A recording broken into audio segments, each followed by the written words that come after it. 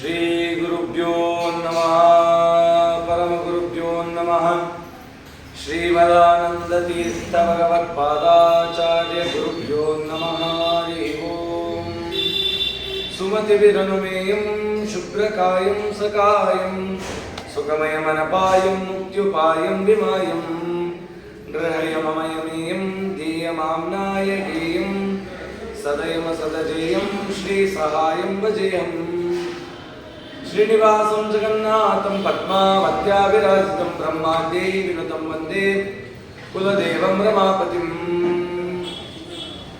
ಬುದ್ಧಿರ್ಬಲಂ ಯಶೋಧೈರ್ಯಂ ನಿರ್ಭಯತ್ವಮರೋಗತಾ ಅಜಾಡ್ಯಂ ವಾಕ್ಪಟುತ್ವಂ ಚ ಸ್ಮರಣಾತ್ ಭವೇತ್ ತೀರ್ಥಾನಾಂ ಉತ್ತಮಂ ತೀರ್ಥಂ ವನಾನಾಂ ಉತ್ತಮಂ ವನಂ ಕ್ಷೇತ್ರಾಣಾಂ ಉತ್ತಮ ಕ್ಷೇತ್ರಂ ಮಮ ವೃಂದಾವನಂ ದ್ವಿಜಾ ನಮೋಸ್ತು ತಾತ್ವಿಕಾ ದೇವಾ ವಿಷ್ಣುಭಕ್ತಿಪರಾಯಣಾಃ ಧರ್ಮಮಾರ್ಗೇ ಪ್ರೇರಯन्तु ಭವಂತಃ ಸರ್ವೈರ್ವೈ ಯಸ್ಯ ವಾಕ್ ಕಾಮಧೇನುರ್ನಃ ಕಾಮಿತಾರ್ಥಾನ್ ಪ್ರಯಚ್ಛತಿ ಸೇವೇತಂ ಚ ಯೋಗೀಂದ್ರಂ ಕಾಮಬಾಣಚಿದಂ ಸದಾ ಸಮುತ್ಸಾರ್ಯ ತಮಸ್ತೋಮಂ ಸನ್ಮಾರ್ಗಂ ಸಂಪ್ರಕಾಶ ಚ ಸದಾ ವಿಷ್ಣುಪದಾಸಕ್ತಂ ಸೇವೆ ಬ್ರಹ್ಮಣ್ಯ ಭಾಸ್ಕರಂ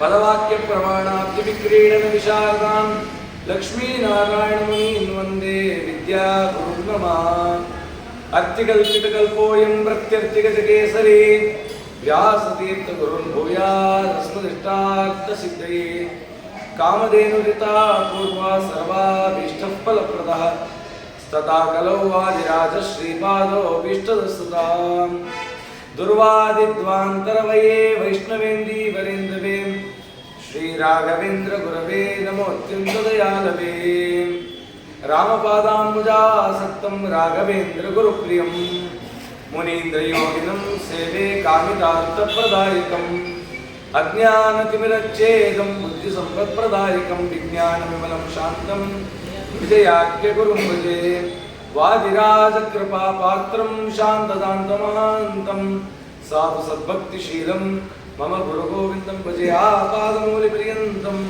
ಗುರುಣಾಂ ಆಕೃತಿಂ ಸ್ಮರೇತ್ ತೇನ ವಿಘ್ನಾಃ ಪ್ರಣಶ್ಯಂತಿ ಸಿದ್ಧ್ಯಂತಿ ಚ ಮನೋರಥಾಃ ಶ್ರೀ ಗುರುಭ್ಯೋ ನಮಃ ಬ್ರಹ್ಮರುದ್ರಾದಿವಂದ್ಯಂ ತ್ವಾಂ ಭಜೆ ವೆಂಕಟನಾಯಕಂ ನಿವಾರಯ ಸ್ವಾನಿಷ್ಟಾನಿ ಸಾಧಯೇಷ್ಟಾನಿ ಮಾಧವ ಶ್ರೀ ಗುರುಭ್ಯೋ ನಮಃ ಹರಿ ಓಂ ನಿನ್ನೆ ದಿವಸ ಆ ಮಾಧವ ಬ್ರಾಹ್ಮಣನ ಚರಿತ್ರೆಯನ್ನು ಕೇಳಿ ಈ ಪರ್ವತಕ್ಕೆ ವೆಂಕಟಗಿರಿ ಅಂತ ಹೇಗೆ ಹೆಸರು ಬಂತು, ಅದರ ಮಹಾತ್ಮೆ ಏನು ಅಂತೆಲ್ಲ ತಿಳಿದ್ವಿ. ತದನಂತರದಲ್ಲಿ ಜನಕ ಮಹಾರಾಜ ಕೇಳ್ತಾ ಇದ್ದಾನೆ, ಕಥಂ ನಾರಾಯಣ ಪ್ರಾಪ್ತ ಕಸ್ಮಾದ್ವಾ ಕಾರಣಾನ್ಮುನಿ ತತ್ರ ಗತ್ಯ ಕೃತಂ ಕರ್ಮ ತನ್ಮಾ ವಾಚಕ್ಷ ಭೂಸುರ ಕಥಂ ವೈಕುಂಠಲೋಕಂತು ತ್ಯಕ್ತ್ವಾ ವಾನ್ ಪುರುಷೋತ್ತಮಃ ಚರಿತಂ ತಸ್ಯ ಮಹಾತ್ಮ್ಯಂ ತೀರ್ಥಾನಾಂ ಪರ್ವತಸ್ಯ ಚ. ಈ ಪರ್ವತದ ಮಹಾತ್ಮೆಯನ್ನು ಹೇಳು, ಇಲ್ಲಿ ವರಾರೂಪಿ ವಿಷ್ಣು ಇದನಲ್ಲ ಅವನ ಮಹಾತ್ಮೆ ಹೇಳು, ಇಲ್ಲಿ ಏನೇನು ತೀರ್ಥಗಳಿದೆ ಅದೆಲ್ಲ ಹೇಳು.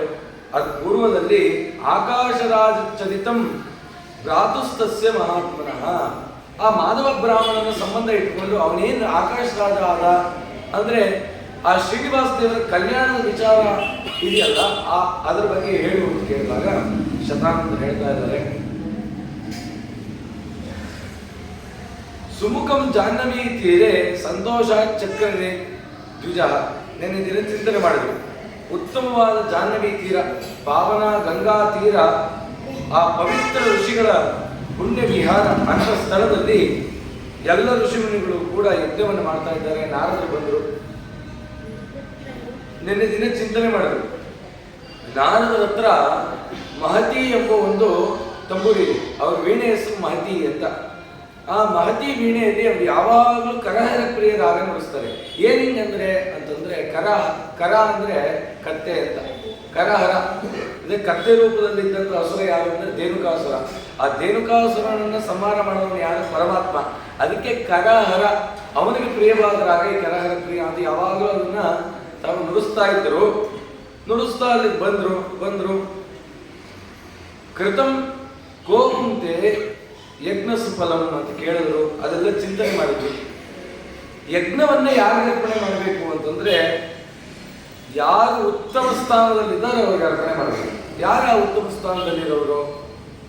ಒಬ್ಬರು ಬ್ರಹ್ಮ, ಇಲ್ಲ ರುದ್ರದೇವರು, ಇಲ್ಲ ಪರಮಾತ್ಮ. ಇವರು ಮೂರರಲ್ಲಿ ಯಾರಾದ್ರೂ ಒಬ್ಬರು ಸರ್ವೋತ್ತಮ ಅಂತ ತಿಳಿಬೇಕು. ಯಾರು ಸರ್ವೋತ್ತಮ ಇದ್ದಾನೆ, ಯಾರು ಎಲ್ಲರಿಗೆ ನಿಯಾಮಕನಾಗಿದ್ದಾನೆ, ಯಾರು ಇಡೀ ಜಗತ್ತನ್ನ ರಕ್ಷಣೆ ಮಾಡ್ತಾ ಇದ್ದಾನೆ, ಸೃಷ್ಟಿ ಸ್ಥಿತಿ ಲಯಕ್ಕೆ ಕಾರಣೀಭೂತನಾಗಿದ್ದಾನೆ, ಅಂಥವನನ್ನ ತಿಳಿದು ಅವನಿಗೆ ಯಜ್ಞವನ್ನು ಅರ್ಪಣೆ ಮಾಡಬೇಕು. ಯಾಕೆ ನಾರದರು ಈ ರೀತಿ ಮಾಡಿದ್ರು? ಎಲ್ರಿಗೂ ಗೊತ್ತಿತ್ತು, ಎಲ್ಲ ಋಷಿಗಳಿಗೂ ಗೊತ್ತಿತ್ತು ಪರಮಾತ್ಮನೇ ಶ್ರೀಹರಿಯೇ ಸರ್ವೋತ್ತಮ ಅಂತ. ಹೀಗಿರುವಾಗ ಯಾಕೆ ಅವರು ಮತ್ತೆ ಈ ರೀತಿ ಪ್ರಶ್ನೆ ಮಾಡಿದ್ರಲ್ಲ ಅಂತಂದ್ರೆ, ಶ್ರೀಮದಾಚಾರ್ಯ ಹೇಳ್ತಾರೆ, ನಮ್ಗೆ ಜ್ಞಾನ ಗೊತ್ತಿದ್ರು ಗೊತ್ತಿರೋ ವಿಚಾರನ ದೃಢ ಮಾಡ್ಕೊಳ್ಳಿಕ್ಕೆ ನಮಗಿಂತ ಯಾರಾದ್ರೂ ತಿಳಿದಿರೋರು ಇದ್ರೆ ಅವ್ರ ಹತ್ರ ಪ್ರಶ್ನೆ ಮಾಡಿ ಅದನ್ನು ತಿಳ್ಕೊಬೇಕಂತ. ಯಾಕೆ ಅಂತಂದ್ರೆ ವಿಶೇಷ ಜ್ಞಾನಕ್ಕಾಗಿ. ಹಾಗಾಗಿ ಆ ವಿಶೇಷ ಜ್ಞಾನ ಪ್ರಾಪ್ತವಾಗಲಿ ಅನ್ನೋದಕ್ಕೋಸ್ಕರ ನಾರದ ಹೇಳೋದು. ಅದಕ್ಕೆ ಆ ಕಾಲ ಕಸರುತ್ತೆ. ನಾರದ ಅಂತ ಹೆಸರಿದೆಯಲ್ಲ, ಆ ನಾರದ ಅನ್ನೋದೇ ಸೂಚನೆ ಮಾಡ್ತಾ ಇದೆ. ನಾರ ಅಂತಂದ್ರೆ ಪರಮಾತ್ಮ ನಾರಾಯಣನ ಜ್ಞಾನ, ನಾರಾಯಣನ ವಿಷಯಿಕವಾದ ಜ್ಞಾನಕ್ಕೆ ನಾರ ಅಂತ ಹೆಸರು. ಅದನ್ನ ಕೊಡ್ತಾರೆ ದದಾತಿ. ಆ ಪರಮಾತ್ಮನ ಜ್ಞಾನವನ್ನು ಕೊಡ್ತಕ್ಕಂಥವನೇ ನಾರದ. ಹಾಗಾಗಿ ಆ ಪರಮಾತ್ಮನ ಸರ್ವೋತ್ತಮತ್ವವನ್ನು ತಿಳಿಸ್ಕೊಡ್ಲಿಕ್ಕೆ ಕಾರಣೀಭೂತರೇ ನಾರದರು ಹಾಗಾಗಿ ಬಂದಿದ್ದಾರೆ. ಸರಿ, ಯಾರು ಹೋಗಿ ಯಾರು ಸರ್ವೋತ್ತಮ ಅಂತ ತಿಳ್ಕೊಂಡ್ ಬರ್ತೀರಾ? ಅಲ್ಲಿ ಋಷಿಮುನಿಗಳು ಹೇಳಿದ್ರು, ನಾರದ್ರೆ ನೀವೇ ಹೋಗಿ ತಿಳ್ಕೊಂಡ್ ಬನ್ನಿ. ಅದಕ್ಕೆ ನಾರದರಂದ್ರು, ನಾನು ಒಂದೇ ಕಡೆ ಇರೋರಿಲ್ಲಪ್ಪ, ನಾನು ಎಲ್ಲ ಕಡೆ ಸಂಚಾರ ಮಾಡ್ತಿರ್ಬೇಕು. ನಾನು ಹೋಗಿ ಮತ್ತೆ ಇಲ್ಲೇ ಪುನಃ ಬರೋದಿಲ್ಲ. ನಾನು ಹೋಗಿ ಬರೋ ವರ್ಷದಲ್ಲಿ 1 ವರ್ಷ ಮುಗಿದೋಗ್ಬಿಟ್ಟಿರುತ್ತೆ. ಹಾಗಾಗಿ ನಾನು ಹೋಗಲ್ಲ. ಮತ್ತೆ ಯಾರನ್ನ ಕಳಿಸೋದು? ಚಿಂತೆ ಬಂತು. ಎಲ್ಲರೂ ಒಮ್ಮತದಿಂದ ಹೇಳಿದ್ರು, ಗಚ್ಚ ಶೀಘ್ರಂ ಬುದ್ಧೇ ಪರಂ ವೇತುಂ ಸುರೋತ್ತಮಂ ಇತಿ ತೇಷಾಂ ವಚ ಶ್ರುತ್ವ ಭೃಗು ಕಂಜಜ ಮಂದಿರಂ. ಭೃಗು ಋಷಿಗಳಿದ್ದಾರಪ್ಪ, ಬಹಳ ಉತ್ತಮರು, ಅವರನ್ನ ಕಳಿಸೋಣ. ಯಾಕೆ ಅಂತಂದ್ರೆ ಭೃಗು ಅಂದ್ರೆ ವೃಷನ್, ಬೇಗ ಹೋಗಿ ಗಮನ ಮಾಡ್ತಕ್ಕಂಥ ಒಂದು ಭೃಗು. ಯಾವುದೇ ವಿಚಾರವನ್ನ ಬೇಗ ಹೋಗಿ ಗಮನ ಮಾಡ್ಕೊಂಡ್ಬಿಡ್ತಾರೆ. ನಾವು ಏನಾದ್ರು ಕೆಲಸ ಹೇಳಿದ್ರೆ ಹೋಗಿ ಕೇಳ್ಕೊಂಬ ಅಂತ ಊರೆಲ್ಲ ಮಾತಾಡ್ಕೊಂಡು ಹೋಗಿ ಬರೋಟಲ್ಲ ವಿಚಾರಣೆ ಮಾಡ್ಕೊಂಡ್ಬಿಟ್ಟಿರ್ತಾರೆ. ಹಾಗಲ್ಲ, ಏನು ವಿಚಾರ ಇದೆ ಅಷ್ಟೇ ಅಷ್ಟು ಹೋಗಿ ಗಮನ ಮಾಡ್ಕೊಂಡು ತಕ್ಷಣ ಬಂದು ಉತ್ತರ ಕೊಡ್ಬೇಕು. ಅಂಥವ್ರು ಭೃಗು ಋಷಿಗಳು. ಸರಿ, ಆ ಭೃಗು ಋಷಿಗಳನ್ನ ಹೇಳಿದ್ರು, ಭೃಗು ಋಷಿಗಳು ಕರೀರಿ, ಅವ್ರಿಗೆ ಹೇಳಿ ಕಳ್ಸೋಣ. ಭೃಗು ಋಷಿಗಳು ದೊಡ್ಡ ಮೀಸೆ ಬಿಟ್ಟಿದ್ರು, ಮೀಸೆ ತಿರುಗಿಸ್ತಾ ಇದ್ದಂತೆ. ಯಾರು ಏನು ಸ್ವಾಮಿ, ಈ ತರ ಸರ್ವೋತ್ತಮ ಯಾರು ಅಂತ ತಿಳಿಬೇಕಾಗಿದೆ, ನೀವು ಹೋಗಿ ಬರಬೇಕು. ನಾನು ಯಾಕೆ ಹೋಗ್ಬೇಕು? ಏನೋ ಒಂದು ಅಹಂಕಾರ ಬಂದ್ಬಿಟ್ಟು, ಯಾಕೆ ಅಹಂಕಾರ ಬಂತು ಅಂತ ಪ್ರಶ್ನೆ ಮಾಡೋದು. ಭೃಗು ಋಷಿಗಳು ಉತ್ತಮ ಋಷಿಗಳು, ಅವ್ರಿಗೆ ಯಾಕೆ ಅಹಂಕಾರ ಬಂತು ಅಂತಂದ್ರೆ ಬ್ರಹ್ಮಪುರಾಣ ಹೇಳ್ತಾ ಬಂತು. ಬ್ರಹ್ಮಪುರಾಣದಲ್ಲಿ ನೇತ್ರಾಸುರ ಅಂತ, ಆ ನೇತ್ರಾಸುರ ಬ್ರಹ್ಮದೇವರನ್ನ ರುದ್ರದೇವರನ್ನ ಇಬ್ಬರನ್ನೂ ಕುರಿತು ತಪಸ್ ಮಾಡಿದ ತಪಸ್ಸು ಫಲಿಸಿದ ತಕ್ಷಣದಲ್ಲಿ ಬ್ರಹ್ಮದೇವರು ರುದ್ರದೇವರು ಇಬ್ಬರು ಬಂದು ಪ್ರತ್ಯಕ್ಷ ಆದರು. ನೇತ್ರಾಸುರನ್ ಕೇಳಿದ್ರು, ಅಲ್ಲಿ ನಿನಗೇನಪ್ಪ ಬೇಕು ಫಲ ಕೇಳು. ಆ ನೇತ್ರಾಸುರ ಅನ್ನಂತೆ, ನಾನು ವೈಕುಂಠಕ್ಕೆ ಹೋಗ್ಬೇಕು. ಬ್ರಹ್ಮದೇವರಿಗೆ ರುದ್ರದೇವರಿಗೆ ಒಂದು ಕ್ಷಣ ಕಂಪನ ಆಯಿತು. ಯಾಕೆ ಅಂದ್ರೆ ನಾವೇ ನೇರವಾಗಿ ಆ ವೈಕುಂಠಕ್ಕೆ ಹೋಗಿ ಬರ್ಲಿಕ್ಕೆ ಆಗಲ್ಲ. ಯಾಕೆ ಅಂತಂದ್ರೆ ಎಲ್ಲರೂ ಹೇಳ್ತಾ ಇದ್ದಾರೆ, ಅವನ ವಾರ್ತೆ ಕೇಳಿದವರು ಒಲ್ಲರು ಸಂಸಾರವನ್ನು, ಅವನ ಮೂರ್ತಿ ನೋಡಿದವರು ಮನೆಯ ಧನವ ಬಿಡುವರು, ಅವನ ಪುರಕ್ಕೆ ಹೋದ ಜನರು ಒಮ್ಮೆಗನ್ನ ಹಿಂದಿರುಗರು, ಅವನ ಪುರಕ್ಕೆ ಹೋದ ಜನರು ಒಮ್ಮೆಗನ್ನ ಹಿಂದಿರುಗರು, ಅವನು ತಾನೇ ತನಯನೆಂದು ತನ್ನವನವನಿಂದ ಪಡೆದವನಿಗೆ ಅಂತ ವರ್ಣನೆ ಮಾಡುವಾಗ ಹೇಳಿದ್ದಾರೆ. ಅವನ ಲೋಕಕ್ಕೆ ಹೋಗೋದು ಬರೋದು ಅನ್ನೋದಿಲ್ಲ. ಯಾರಾದ್ರೂ ಹೋಗಿ ಬರೋದಿದ್ರೆ ಲಕ್ಷ್ಮೀನಾರಾಯಣ ಇಬ್ರು ಮಾತ್ರ ಅವ್ರು ಹೋಗಿ ಹೊರಗೆ ಬರ್ಬೋದು, ಯಾರು ಬರೋಕ್ಕಾಗಲ್ಲ. ಅಷ್ಟಕ್ಕೂ ನೀನು ಅಸುರ. ಸನಕಾದಿ ಋಷಿಗಳು ಬಂದಾಗಲೇನೆ ಅವರನ್ನು ಒಳಗೆ ಬಿಡಲಿಲ್ಲ. ಅಂಥದ್ದು ನೀನು ಅಸುರನಾಗಿ ಒಳಗೋಗ್ಬೇಕಂತಿಯಲ್ಲ, ನಾವು ಹೊರಗೆ ಕೊಡ್ತೀವಿ ಅಂತ ಕೇಳಿದ್ದೀವಿ, ಹಾಗಾಗಿ ನಾವು ಕೊಡಲೇಬೇಕಾಗಿದೆ ಅಂತ ಹೇಳಿ ಬ್ರಹ್ಮದೇವರು ರುದ್ರದೇವರು ಇಬ್ಬರು ತೀರ್ಮಾನ ಮಾಡಿ, ಸರಿ ಆಯ್ತು ನೀನು ವೈಕುಂಠಕ್ಕೆ ಹೋಗೋಂಗಾಗಲಿ ಅಂತ ಅವನಿಗೆ ವರ ಕೊಟ್ಟರು.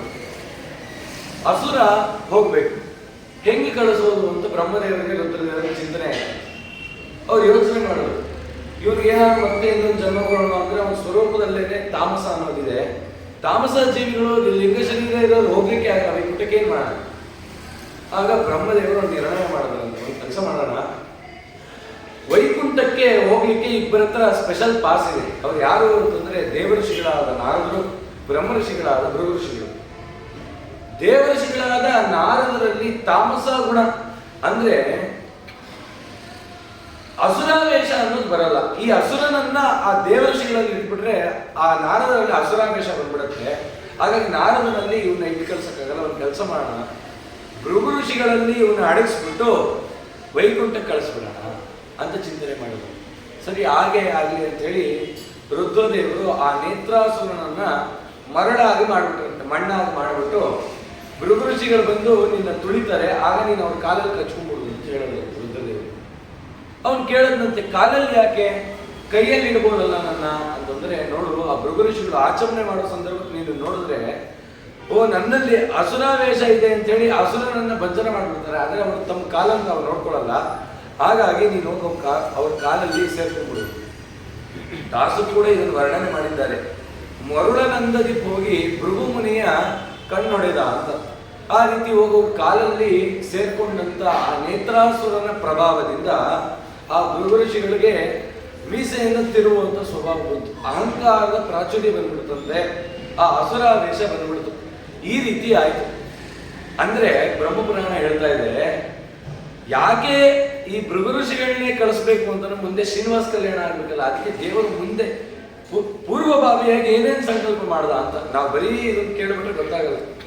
ಸರಿ, ಇಷ್ಟೇನಾ ಅಂತ ಪ್ರಶ್ನೆ ಮಾಡಿ ಅವನನ್ನ ಆಗ ಭೃಗು ಋಷಿಗಳನ್ನ ಚಕ್ಷುರ್ಪಾದ ಅಂತ ಕರೀಲಿಕ್ಕೆ ಪ್ರಾರಂಭ ಮಾಡಿದ್ರು. ಯಾಕಂದ್ರೆ ಅವ್ರ ಪಾದದಲ್ಲಿ ನೇತ್ರ ಇತ್ತು ಅಂತ. ಸರಿ ಆಯ್ತು, ಈ ಸರ್ವೋತ್ತಮತ್ವಕ್ಕೆ ಯಾಕೆ ಭೃಗು ಋಷಿಗಳನ್ನೇ ಕಳಿಸ್ಬೇಕು ಅಂದ್ರೆ ಹಿಂದೆ ಒಂದು ಗಲಾಟೆ ನಡೀತಂತೆ. ಇದು ಕೂಡ ಬ್ರಹ್ಮವೈವರ್ತ ಪುರಾಣ ಹೇಳ್ತಾ ಇದೆ. ಏನು ಅಂತಂದ್ರೆ ಭೃಗು ಋಷಿಗಳು ಮತ್ತೆ ಅವರ ಮಗ ಇಬ್ರು ಸೇರಿ ಯಾವುದೇ ದೈತ್ಯರ ಸತ್ರು ಕೂಡ ಪುನಃ ಬದುಕಿಸ್ತಿದ್ರಂತೆ. ಅವ್ರ ಹತ್ರ ಸಂಜೀವಿನಿ ವಿದ್ಯೆ ಇತ್ತು. ಯಾರು ಮೃತರಾಗಿದ್ದಾರೋ ದೈತ್ಯರು, ಅವರ ಪತ್ನಿಯರು ಬಂದು ಭೃಗು ಋಷಿಗಳನ್ನು ಕೇಳೋರು, ಸ್ವಾಮಿ ಈ ತರ ನನ್ನ ಪತಿ ಮೃತನಾಗಿದ್ದಾನೆ, ನೀವು ದಯವಿಟ್ಟು ಬಂದು ಅವನು ಬದುಕಿಸ್ಕೊಡ್ಬೇಕು. ಭೃಗು ಋಷಿಗಳು ಆಗ್ಲಿ ಅಂತ ಎಲ್ಲ ಹೋಗಿ ಎಲ್ಲ ದೈತ್ಯರನ್ನೆಲ್ಲ ಬದುಕಿಸ್ತಿದ್ರು. ಅದು ಎಲ್ಲ ದೇವತೆಗಳಿಗೆ ದುಃಖ. ಯಾಕೆ ಅಂತಂದ್ರೆ ಏನಪ್ಪ ಇದು ದೈತ್ಯರೆಲ್ಲ ನಾಶ ಆಗಲಿ ಅಂತ ನಾವು ಹೋರಾಡ್ತಿದ್ರೆ ಭೃಗು ಋಷಿಗಳೇ ಬಂದು ಎಲ್ಲ ದೈತ್ಯರನ್ನ ಬದುಕಿಸ್ತಾ ಇದ್ದಾರಲ್ಲ, ಎಂತ ಇಕ್ಕಟ್ಟಿನ ಪರಿಸ್ಥಿತಿಗೆ ನಾವು ಸಿಗಾಕೊಂಡ್ವಿ ಅಂತ ದುಃಖ ಆಯ್ತು. ಸರಿ, ಒಮ್ಮೆ ಭೃಗು ಋಷಿಗಳು ಚಿಂತನೆ ಮಾಡಿದ್ರು, ನಾನು ಇಲ್ಲೇ ಇದ್ಬಿಟ್ಟಿದ್ದೀನಿ, ಇದೇ ಕಾರ್ಯ ಆಗೋದು, ನನ್ನ ಸಾಧನೆಗೆ ನನ್ನ ಅಂತರ್ ತಪಸ್ಸಿಗಾಗಿ ನಾನು ಹೋಗಿ ತಪಸ್ ಮಾಡಬೇಕು ಅಂತ ಹೇಳಿ ತಂದೆ ಮಕ್ಕಳು ಇಬ್ಬರು ಸೇರಿ ಕಾಡು ಹೊರಟರು. ಎಲ್ಲ ದೇವತೆಗಳಿಗೂ ಖುಷಿ ಆಗೋದು. ಪರಮಾತ್ಮ ಶ್ರೀಮನ್ ನಾರಾಯಣನ ಹತ್ರ ಹೋದ್ರು, ಸ್ವಾಮಿ ಆ ಭೃಗು ಋಷಿಗಳು ಎಲ್ಲ ದೈತ್ಯರನ್ನ ಬದುಕಿಸ್ತಾ ಇದ್ರು ಪುನಃ. ಈಗ ಅವರು ತಪಸ್ಸಿಗೆ ಹೋಗಿದ್ದಾರೆ, ಇಂದ್ರದೇವರನ್ನ ಕಳಿಸಿ ಆ ಎಲ್ಲ ದೈತ್ಯರನ್ನ ನಾಶ ಮಾಡಿಸ್ಬಿಡು ಅಂತ. ಸರಿ ಆಯ್ತು, ಇಂದ್ರದೇವರು ಬಂದ್ರು, ಎಲ್ಲ ದೇವತೆಗಳು ಬಂದು ಎಲ್ಲ ದೈತ್ಯರನ್ನ ತಲೆ ಕಡಿದು ಬಿಟ್ರು. ಅಷ್ಟೊತ್ತಿಗೆ ಭೃಗು ಋಷಿಗಳ ಹೆಂಡತಿ ಹತ್ರ ಆ ದೈತ್ಯರ ಪತ್ನಿಯರು ಬಂದು ಹೇಳಿದ್ರು. ಭೃಗು ಋಷಿಗಳ ಪತ್ನಿ ಹೆಸರು ಖ್ಯಾತಿ ಅಂತ. ಆ ಖ್ಯಾತಿ ದೇವಿ ಹತ್ರ ಬಂದು ಕೇಳಿದ್ರು, ನೋಡಿ ನಿಮ್ಮ ಪತಿ ಇಲ್ದಿರೋ ಸಂದರ್ಭಕ್ಕೆ ನಮ್ಮ ಪತಿಗಳನ್ನೆಲ್ಲ ಸಾಯಿಸ್ಬಿಟ್ಟಿದ್ದಾರೆ, ಹೇಗಾದ್ರೂ ಮಾಡಿ ನೀವು ಬಂದು ಬದುಕಿಸಿ ಅಂತ. ಆಕೆ ಅಲ್ಲಂತೆ, ನನಗೂ ಸಂಜೀವಿನಿ ವಿದ್ಯೆ ಗೊತ್ತಿದೆ, ಬನ್ನಿ ನಾನೇ ಬದುಕಿಸ್ತೀನಿ ಅಂತ ಬಂದು ಆ ಕಾಲಕ್ಕೆ ಎಲ್ಲ ದೇವತೆಗಳು ಮೊರೆ ಇಟ್ಟರು ಪರಮಾತ್ಮ, ಸ್ವಾಮಿ ನಾವೆಲ್ಲ ಸಂಹಾರ ಮಾಡಿದ್ರೆ ಇವರು ಮತ್ತೆ ಬಂದು ಬದುಕಿಸ್ತಾ ಇದ್ದಾರೆ, ಏನಾದ್ರು ನೀನು ಮಾಡುವುದಾಗ ಪರಮಾತ್ಮ ನಾರಾಯಣನೇ ಪ್ರತ್ಯಕ್ಷನಾಗಿ ಬಂದು ಆ ಖ್ಯಾತಿ ತಲೆ ತೆಗೆದುಬಿಟ್ಟಂತೆ. ಆ ಖ್ಯಾತಿ ತಲೆ ತೆಗಿಬೇಕು, ಭೃಗು ಋಷಿಗಳು ತಪಸ್ಸು ಮುಗಿಸ್ಕೊಂಡ್ ಬರ್ಬೇಕು, ಎರಡು ಒಂದೇ. ಭೃಗು ಋಷಿಗಳು ಮುಂದೆನೆ ಶ್ರೀಮನ್ ನಾರಾಯಣ ಚಕ್ರಧಾರಿಯಾಗಿ ಅವರ ತಲೆ ತೆಗೆದ. ಆ ತಲೆ ಬಂದು ಭೃಗು ಋಷಿಗಳ ಪಾದಕ್ಕೆ ಬಿತ್ತು. ಕೆಟ್ಟ ಸಿಟ್ಟು ಬಂದ್ಬಿಡ್ತು ಭೃಗು ಋಷಿಗಳಿಗೆ. ಅಲ್ಲ, ತಪಸ್ಸನ್ನು ಮುಗಿಸ್ಕೊಂಡು ನನ್ನ ಹೆಂಡತಿಗೆ ನನ್ನ ತಪಸ್ಸಿನ ವೈಭವವನ್ನು ಹೇಳಬೇಕು ಅಂತ ಬಂದ್ರೆ ನನ್ನ ಪತ್ನಿಯ ತಲೆಯನ್ನೇ ತೆಗೆದಿದೆಯಲ್ವ ನಾರಾಯಣ, ನನಗೆ ನನ್ನ ಪತ್ನಿಯಿಂದ ವಿಯೋಗ ಆಯ್ತಲ್ಲ, ನಿನಗೆ ನಿನ್ನ ಪತ್ನಿಯಿಂದ ವಿಯೋಗ ಆಗಲಿ ಅಂತ ಶಾಪ ಕೊಟ್ಬಿಟ್ರು. ಸರಿ ಆಯ್ತು, ಶಾಪ ಕೊಟ್ಬಿಟ್ರು, ಹೊರಟುಬಿಟ್ರು. ನಾರಾಯಣನ ವೈಕುಂಠಕ್ಕೆ ಹೋದ, ಇವ್ರ ಮನೆಗೆ ಬಂದ್ರು, ಈಗೆಲ್ಲ ಆಯ್ತು. ಒಂದು ಸ್ವಲ್ಪ ದಿನ ಬಿಟ್ಟು ಭೃಗು ಋಷಿಗಳು ತಪಸ್ ಮಾಡೋದಂತ. ತಪಸ್ ಮಾಡಿದ್ರು, ಮತ್ತೆ ನಾರಾಯಣ ಬಂದ. ನಾರಾಯಣ ಕೇಳದ, ಅಲ್ಲ ನನಗೆ ಶಾಪ ಕೊಟ್ಟಿದ್ಯಾ ನನ್ನ ಹೆಂಡತಿ ದೂರ ಆಗಲಿ ಅಂತ, ಮತ್ತೆ ಯಾಕೆ ನನ್ನೇ ಕುರಿತು ತಪಸ್ಸು ಮಾಡಿದೆ? ನಾನು ಏನಕ್ಕೆ ತಪಸ್ಸು ಮಾಡಿದೆ ಅಂದರೆ ನಾನೇನು ಶಾಪ ಕೊಟ್ಬಿಟ್ಟೆ, ನೀನು ದೊಡ್ಡವನು, ನನ್ನ ಶಾಪ ನಿಂಗೆ ತಟ್ಟಲ್ಲ, ಹಾಗಾಗಿ ನೀನೊಂದು ವರ ಕೊಡು, ನಾನು ಕೊಟ್ಟು ಶಾಪವನ್ನ ನೀನು ಸ್ವೀಕಾರ ಮಾಡಬೇಕು, ಅದೇ ವರ. ಅದರ ಅರ್ಥ ಏನು ಅಂತ ಹೇಳುವಾಗ ಭವಿಷ್ಯತ್ ಪುರಾಣ ಹೇಳ್ತಿದೆ, ವಿಷ್ಣು ಭಕ್ತಾನಾಂ ಬ್ರಹ್ಮ ಶಾಪೋರು ವರ್ತತೆ. ಬ್ರಾಹ್ಮಣರು ಯಾರಾದ್ರೂ ಶಾಪ ಕೊಟ್ರೆ ಅದನ್ನೆಲ್ಲ ದೇವತೆಗಳು ಸ್ವೀಕಾರ ಮಾಡಬೇಕು ಅಂತ ಒಂದು ವರ ಕೊಡು. ನಾನು ಶಾಪ ಕೊಟ್ರೆ ಬ್ರಹ್ಮದೇವರು ಸ್ವೀಕಾರ ಮಾಡಬೇಕು, ರುದ್ರದೇವರು ಸ್ವೀಕಾರ ಮಾಡಬೇಕು, ಎಲ್ಲರೂ ಸ್ವೀಕಾರ ಮಾಡಬೇಕು. ಒಮ್ಮೆ ಮಾಂಡವ್ಯ ಋಷಿಗಳು ಯಮದೇವರಿಗೆ ಶಾಪ ಕೊಟ್ರಂತೆ, ನೀನು ಅಧಮ ಜಾತಿಯಲ್ಲಿ ಹುಟ್ಟು ಅಂತ. ಹಾಗಾಗಿ ಅವರು ಅಧಮ ಜಾತಿಯಲ್ಲಿ ಬಂದರು ಅಂತ ಕೇಳ್ತೀವಿ. ಹಾಗಾಗಿ ಎಲ್ಲ ದೇವತೆಗಳು ಕೂಡ ಒಪ್ಪಲೇಬೇಕು, ಆ ಶಾಪವನ್ನು ಸ್ವೀಕಾರ ಮಾಡಲೇಬೇಕು ಅನ್ನೋ ಚಿಂತನೆ ಬಂತು. ಸರಿ ಆಯ್ತು, ನಾರಾಯಣ ಅಂದ, ನನಗೂ ನನ್ನ ಪತ್ನಿ ವಿಯೋಗ ಆಗಲಿ, ನೀನೇ ಬಂದ ಕಾರ್ಯ ಮಾಡಿಸು ಅಂದ್ರೆ ಶ್ರೀನಿವಾಸ ದೇವರು ತನ್ನ ವಿವಾಹ ಮಾಡಲಿಕ್ಕೆ ಹಿಂದೆ ಏನೇನು ಸಂಕಲ್ಪ ಮಾಡಿದ್ದ ಅಂತ ಅಲ್ಲಿಗೆ ಸಮಾಧಾನ ಆಗಲಿಲ್ಲ ಅಂದ್ರು. ಮತ್ತು ಲಕ್ಷ್ಮೀದೇವಿ ಏನಕ್ಕೆ ಬಂದು ಭೂಲೋಕಕ್ಕೆ ಅಂತ ಹೇಳುವಾಗ, ಕೊಲ್ಲಾಪುರ ಅಥವಾ ಕರವೀರಪುರ ಅಂತ ಹೇಳಿ ಕರೆದಿದೆ, ಅಲ್ಲಿ ಕೊಲ್ಲಾಸುರ ಅಂತ ಒಬ್ಬ ಅಸುರ. ಆ ಅಸುರ ಏನ್ ಮಾಡ್ತಿದ್ದ ಅಂತಂದ್ರೆ, ಅಲ್ಲೊಂದು ಗೋವಂತಕ ಪರ್ವತ ಅಂತ, ಆ ಪರ್ವತದಲ್ಲಿ ಒಂದು ಗುಹೆ. ಆ ಊರಲ್ಲಿ ಯಾವುದೇ ಕನ್ಯೆಯರಿದ್ರೆ ಅಥವಾ ಮದುವೆ ಆದಂತ ಸ್ತ್ರೀಯರಿದ್ರೆ ಅವರನ್ನೆಲ್ಲ ಅಪಹರಣ ಮಾಡಿ ಆ ಗುಹೆಯಲ್ಲಿ ಕೂಡಾಕ್ತಾ ಇದ್ರು. ಹುಟ್ಟಿದ ಹೆಣ್ಣು ಮಕ್ಕಳನ್ನು ಎತ್ಕೊಂಡ್ಬರ್ಲಿಕ್ಕೆ ಶುರು ಮಾಡ್ಬಿಟ್ಟ. ಅಂತ ಹೆಣ್ಣು ಮಕ್ಕಳ ಕಳ್ಳ, ಹೆಣ್ಣು ಮಕ್ಕಳು ಪದಾರ್ಥಗಳೇನಿದೆ ಅದನ್ನು ಎಲ್ಲ ಕಳ್ತನ ಮಾಡಿ, ಈ ತರ ಸ್ವಭಾವ. ಆಗ ಅಗಸ್ತ್ಯ ಋಷಿಗಳು ಮತ್ತೆ ಗೌತಮ ಋಷಿಗಳು ಇಬ್ಬರು ಆ ಗೋಮಂತಕ ಪರ್ವತದಲ್ಲಿ ಕೂತ್ಕೊಂಡು ತಪಸ್ ಮಾಡಿದ್ರಂತೆ. ವಿಷ್ಣುವೇ ನಮಃ ಅಂತ ಪರಮಾತ್ಮನ ಕುರಿತು ತಪಸ್ ಮಾಡಿದಾಗ ಆ ಪರಮಾತ್ಮ ಪ್ರತ್ಯಕ್ಷ ಆದ. ಅಗಸ್ತ್ಯರೇ, ಗೌತಮರೇ, ಏನಕ್ಕಾಗಿ ತಪಸ್ ಮಾಡಿದ್ದೀರಾ? ಇಲ್ಲ, ಈ ತರ ಹೆಣ್ಣು ಮಕ್ಕಳು ಕಳ್ಳ ಈ ಕೊಲ್ಲಾಸುರ, ಅವನನ್ನು ದಯವಿಟ್ಟು ನೀನು ಬಂದು ಸಂಹಾರ ಮಾಡಿ ಎಲ್ಲ ಸ್ತ್ರೀಯರನ್ನ ಆ ಬಂಧನದಿಂದ ಮುಕ್ತ ಮಾಡು.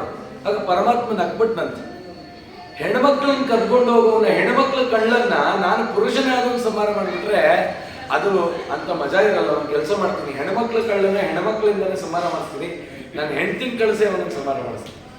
ಅಂದ್ರೆ ಲಕ್ಷ್ಮೀದೇವಿ ಕೊಲ್ಲಾಪುರಕ್ಕೆ ಬರಲಿಕ್ಕೆ ಪರಮಾತ್ಮ ಸಂಕಲ್ಪ ಮಾಡಿದಕ್ಕೆ ಎಷ್ಟೆಲ್ಲ ಆಗಿ ಶ್ರೀನಿವಾಸ ಕಲ್ಯಾಣ ಆಗಿದೆ.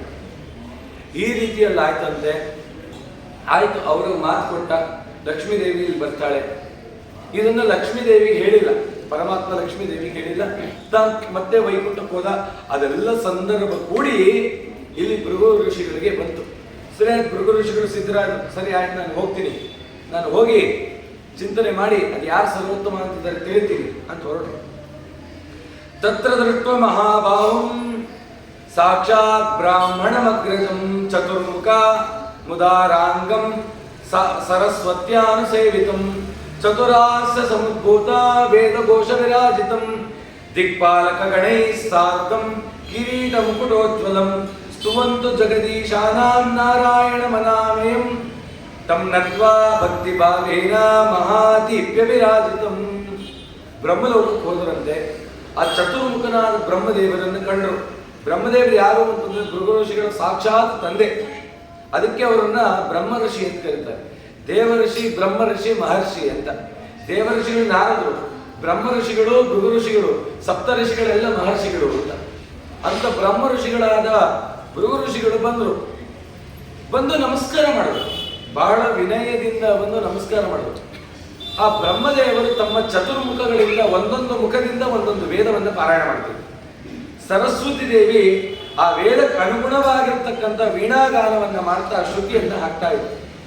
ಈ ಕಾಲಕ್ಕೆ ಬಂದು ನಮಸ್ಕಾರ ಮಾಡಿದ್ರು. ನಮಸ್ಕಾರ ಮಾಡಿ ನಾ ಬಂದಿದ್ದೀನಿ ಅಂತ ಹೇಳಿದ್ರು ಭೃಗು ಋಷಿಗಳು. ಹೇಳಿದ್ರು ಕೂಡ ಬ್ರಹ್ಮದೇವರು ಆ ಮಗನನ್ನು ನೋಡಲೇ ಇಲ್ಲ, ಭೃಗು ಋಷಿಗಳನ್ನ ನೋಡಲಿಲ್ಲ. ಸಿಟ್ಟು ಬಂದ್ಬಿಟ್ಟು, ಅಲ್ಲ ನಾನು ನಮಸ್ಕಾರ ಮಾಡ್ತಾ ಇದ್ದೀನಿ ಆದ್ರೂ ನೀವು ನನ್ನ ನೋಡ್ಲಿಲ್ಲ. ಅದಕ್ಕೆ ಭೃಗು ಋಷಿಗಳು ಶಾಸ್ತ್ರ ಹೇಳ್ತಾ ಇದೆ, ಸನ್ಯಾಸಿಗಳಿಗೆ ಬಿಟ್ಟು ಬ್ರಹ್ಮಚಾರಿಗಳಿಗೋ ಅಥವಾ ಗೃಹಸ್ಥರಿಗೋ ವಾನಪ್ರಸ್ಥರಿಗೋ ಆಶೀರ್ವಾದ ಮಾಡಿದಾಗ ಈ ಮೂರು ವರ್ಣದವರು ಕೂಡ ಆಶೀರ್ವಾದ ಮಾಡಬೇಕಂತೆ. ಆಶೀರ್ವಾದ ಮಾಡದೇ ಇದ್ರೆ ಆ ಬ್ರಾಹ್ಮಣನನ್ನ ಮತ್ತೆ ಎಂದು ಮಾತಾಡಿಸಬಾರದು ಅಂತಿದೆ. ಯಾಕೆ ಅಂದ್ರೆ ಆಶೀರ್ವಾದ ಮಾಡದ ಬ್ರಾಹ್ಮಣ ನಿಷಿದ್ಧ ಅಂತ, ಅವನನ್ನು ಪೂಜೆಗೆ ಅನರ್ಹ, ಅವನ ಹಾಕೋ ಊಟವನ್ನು ಊಟ ಮಾಡಬಾರ್ದು. ಆಶೀರ್ವಾದ ಮಾಡದ ಬ್ರಾಹ್ಮಣ. ಆದ್ರೆ ಸನ್ಯಾಸಿಗಳು ನಾವು ನಮಸ್ಕಾರ ಮಾಡಿದ್ರೆ ಆಶೀರ್ವಾದ ಮಾಡಲ್ವಲ್ಲ, ಅವ್ರೇನು ಹೇಳ್ತಾರೆ? ನಾರಾಯಣ ಅಂತಾರೆ. ಅದಕ್ಕೆ ಶಾಸ್ತ್ರ ಹೇಳ್ತಾ ಇದೆ, ಸನ್ಯಾಸಿಗಳಷ್ಟೇ, ಸನ್ಯಾಸಿಗಳಿಗೆ ಆಶೀರ್ವಾದ ಮಾಡೋ ಅಧಿಕಾರ ಇಲ್ಲ. ಅವ್ರೇನಿದ್ರು ನಾರಾಯಣ ಸ್ಮರಣೆ ಮಾಡಬೇಕು. ಈ ಜೀವಿಯನ್ನು ಉದ್ದೇಶ ಮಾಡಿಕೊಂಡು ಈ ಜೀವಿಯನ್ನು ಉದ್ಧಾರ ಮಾಡು ಅಂತ ಹೇಳಬೇಕು ಅಂತ ಯಾವ ಸನ್ಯಾಸಿಗಳು ಶತಮಾನ ಭವತಿ ಅಂತ ತಲೆಯಲ್ಲಿ ಮಂತ್ರಾಕ್ಷತೆ ಹಾಕಿ ಆಶೀರ್ವಾದ ಮಾಡೋ ಸಂಪ್ರದಾಯ ನಮ್ಮಲ್ಲಿ ಇಲ್ಲ. ಮಂತ್ರಾಕ್ಷತೆ ಕೊಡಬೇಕು, ದೇವ್ರು ಒಳ್ಳೇದು ಮಾಡಲಿ ಅಂತ. ಹಾಗೆ ಸನ್ಯಾಸಿಗಳು ಏನ್ ಮಾಡ್ತಾರೆ? ನಾರಾಯಣ ಅಂತ ಹೇಳ್ತಾರೆ. ಏನಿದು ನಾರಾಯಣ ಅಂತಂದ್ರೆ ಅದೇ ದೊಡ್ಡ ಆಶೀರ್ವಾದ ಅಂತ ಹೇಳ್ತಾರೆ. ಏನ್ ನಾರಾಯಣ? ನಾ ಅಂತಂದ್ರೆ ಮೊದಲು ಪುರುಷನಾಗು ಅಂದ್ರೆ ಒಬ್ಬ ಮನುಷ್ಯನಾಗು ಅಂತ. ನಾ ರಾ ಅಂದ್ರೆ ರೀಂ ಕ್ಷಯೇ ಅಂದ್ರೆ ನಿನ್ನ ರೋಗಗಳೆಲ್ಲ ದೂರ ಆಗಲಿ, ನಿನ್ನ ಅನಿಷ್ಟಗಳೇನೇನಿದೆ ನಮ್ಮ ಎಲ್ಲ ಅನಿಷ್ಟಗಳು ದೂರ ಆಗಲಿ. ನಾರಾಯ ಯಾ ಅಂದ್ರೆ ಪ್ರಾಪಣಿ ಅಂದ್ರೆ ಜ್ಞಾನ ದೊರಕಲಿ, ನೀನು ಮನುಷ್ಯನಾಗು, ನಿನ್ನ ಅನಿಷ್ಟಗಳೆಲ್ಲ ದೂರ ಆಗಲಿ, ನಿನ್ನ ಜ್ಞಾನ ಬರಲಿ. ನಾರಾಯಣ ಅಂದ್ರೆ ನಿವೃತ್ತಿ ಮೋಕ್ಷವನ್ನು ನೀನು ಹೊಂದು, ಜ್ಞಾನವನ್ನ ಪಡೆದು ನಿವೃತ್ತಿ ಮೋಕ್ಷವನ್ನು ಹೊಂದು ಅನ್ನೋದಕ್ಕೆ ನಾರಾಯಣ ಅಂತ ಹೇಳ್ಬೇಕಂತ ಹೇಳ್ತೀವಿ. ಆದ್ರೆ ಬ್ರಹ್ಮದೇವರು ಅವರು ಗೃಹಸ್ಥರಾದ ಬ್ರಹ್ಮದೇವರು ಆಶೀರ್ವಾದ ಮಾಡಬೇಕು. ದೀರ್ಘಾಯುಷ್ಮಾನ್ ಭವನೋ ಏನೋ ಒಂದು ಆಶೀರ್ವಾದ ಮಾಡಬೇಕು. ನೀ ಆಶೀರ್ವಾದ ಮಾಡಲಿಲ್ಲ ಅಲ್ಲ, ನೀನು ಆಶೀರ್ವಾದನೇ ಮಾಡಲಿಲ್ಲ ಅಂದಮೇಲೆ ನಿನ್ನನ್ನು ನಾವು ಯಾಕೆ ಪೂಜೆಗೆ ಕರಿಬೇಕು? ನೀನು ಎಲ್ಲದಕ್ಕೂ ಅನರ್ಹ, ನೀನು ಪೂಜೆಗೆ ನಿಷಿದ್ಧನಾಗು ಅಂತ ಶಪಿಸ್ಬಿಡ್ತಾರೆ. ಬ್ರಹ್ಮದೇವರು ಸ್ವೀಕಾರ ಮಾಡಬೇಕು. ಹಾಗಾಗಿ ಬ್ರಹ್ಮದೇವರಿಗೆ ಎಲ್ಲೂ ಕೂಡ ಪೂಜೆ ಇದೆ. ಆದರೆ ಪೂಜೆ ಮಾಡ್ತೀವಿ ಅಂತ ಹೇಳುದು ಎಲ್ಲಿ ಅಂತಂದ್ರೆ ಕಲಶಸ್ಯೇ ಮುಖೇ ವಿಷ್ಣು, ಕಲಶಸ್ಯೇ ಮುಖೇ ವಿಷ್ಣು ಕಂಠೇ ರುದ್ರ ಸಮಾಶ್ರಿತ ಮೂಲ ತತ್ರಸ್ಥೋ ಬ್ರಹ್ಮ. ಆ ಮೂಲದಲ್ಲೂ ಬ್ರಹ್ಮನನ್ನ ಆಹ್ವಾನ ಮಾಡೋ ಒಂದು ಪೂಜೆ ಇದೆ. ಕಲಶಂ ಕೀರ್ತಿಂ ಆಯುಷ್ಯಂ ಅಂತ ಹೇಳ್ತೀವಲ್ಲ, ಆ ಕಲಶಕ್ಕೆ ಷೋಡಶೋಪಚಾರ ಪೂಜೆ ಆಗೋ ಕಾಲಕ್ಕೆ ಬ್ರಹ್ಮದೇವರ ಪೂಜೆ ಇದೆ, ಎಚ್ಚರ ಇರಲಿ ಅಂತ ಹೇಳಿದ್ರು ಶ್ರೀಮದಾಚಾರ್ಯ. ಹಾಗಾಗಿ ಅವರಿಗೆ ಪೂಜೆ ಇಲ್ಲ. ಆದರೆ ಪುಷ್ಕರ ಅನ್ನೋ ಕ್ಷೇತ್ರದಲ್ಲಿ ಮಾತ್ರ ಅವರಿಗೆ ಪೂಜೆ. ಪುಷ್ಕರ ಕ್ಷೇತ್ರ ಬಿಟ್ಟು ಬೇರೆ ಬೇರೆ ಕಡೆ ಎಲ್ಲ ಬ್ರಹ್ಮದೇವರ ಮೂರ್ತಿಗಳನ್ನು ಮಾಡಿದ್ದಾರೆ ಇತ್ತೀಚೆಗೆ, ಅದೆಲ್ಲ ಗೌಣ. ಆದರೆ ಪುಷ್ಕರ ಕ್ಷೇತ್ರದಲ್ಲಿ ಮಾತ್ರ. ಹೇಗೆ ಬ್ರಹ್ಮದೇವರಿಗೆ ಪೂಜೆ ಇಲ್ವೋ ವಾಯುದೇವರಿಗೂ ಹಾಗೆ.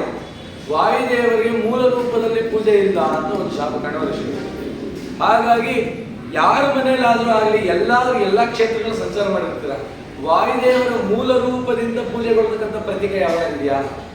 ಅದಕ್ಕೆ ವಾಯುದೇವರಿಗೆ ಶಾಪ ಕೊಡುವಾಗ ಅಂದ್ರೆ ಮೂಲ ರೂಪದಿಂದ ನೀವು ಗೌಣ ಆಗಲಿ, ಅವತಾರ ರೂಪದಿಂದ ಪ್ರಖ್ಯಾತರಾಗಲಿ ಅಂದಿದ್ದಕ್ಕೆ ಎಲ್ಲ ಕಡೆ ಹನುಮಂತ, ಭೀಮಸೇನ ದೇವರು ಬಹಳ ಕಮ್ಮಿ, ಮಧ್ವ ರೂಪದಿಂದ ಪೂಜೆ ಕೊಡುತ್ತಿಲ್ಲ, ಹೆಚ್ಚು ಅಧಿಕವಾಗಿ ಹನುಮಂತ ದೇವರಿಂದ.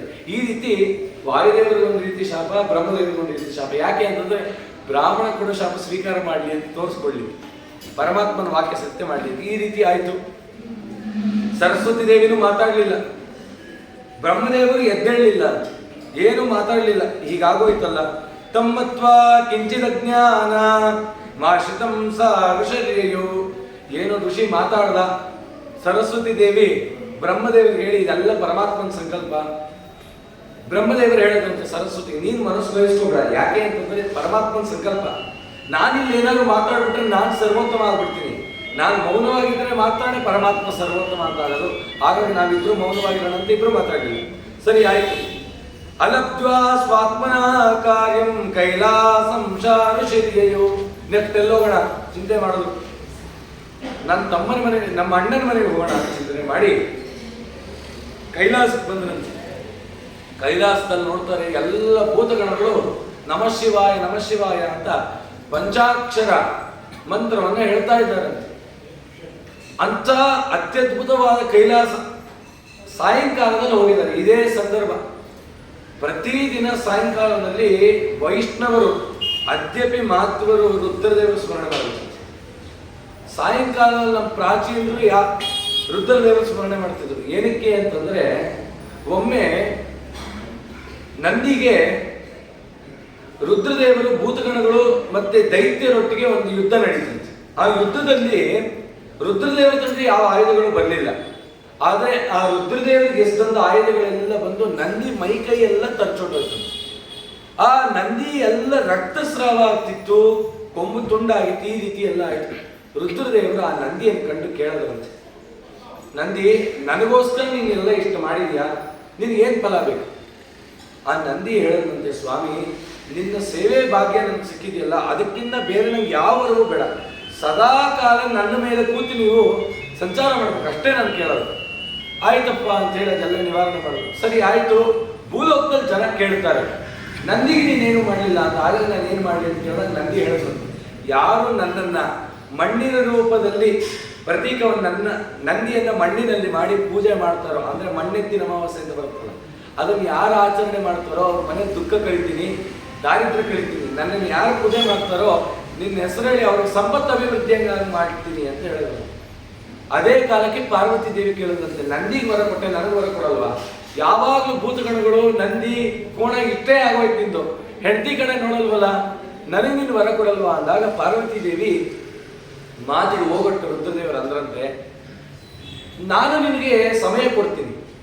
ಯಾವಾಗ ಕೊಡ್ತೀರಾ ಅಂತ ಕೇಳಿದಾಗ ಸಾಯಂಕಾಲದಲ್ಲಿ ಕೊಡ್ತೀನಿ. ಪ್ರತಿದಿನ ಈ ಪ್ರದೋಷ ಕಾಲ ಸಾಯಂಕಾಲದಲ್ಲಿ ನಾನು ಕೊಡ್ತೀನಿ.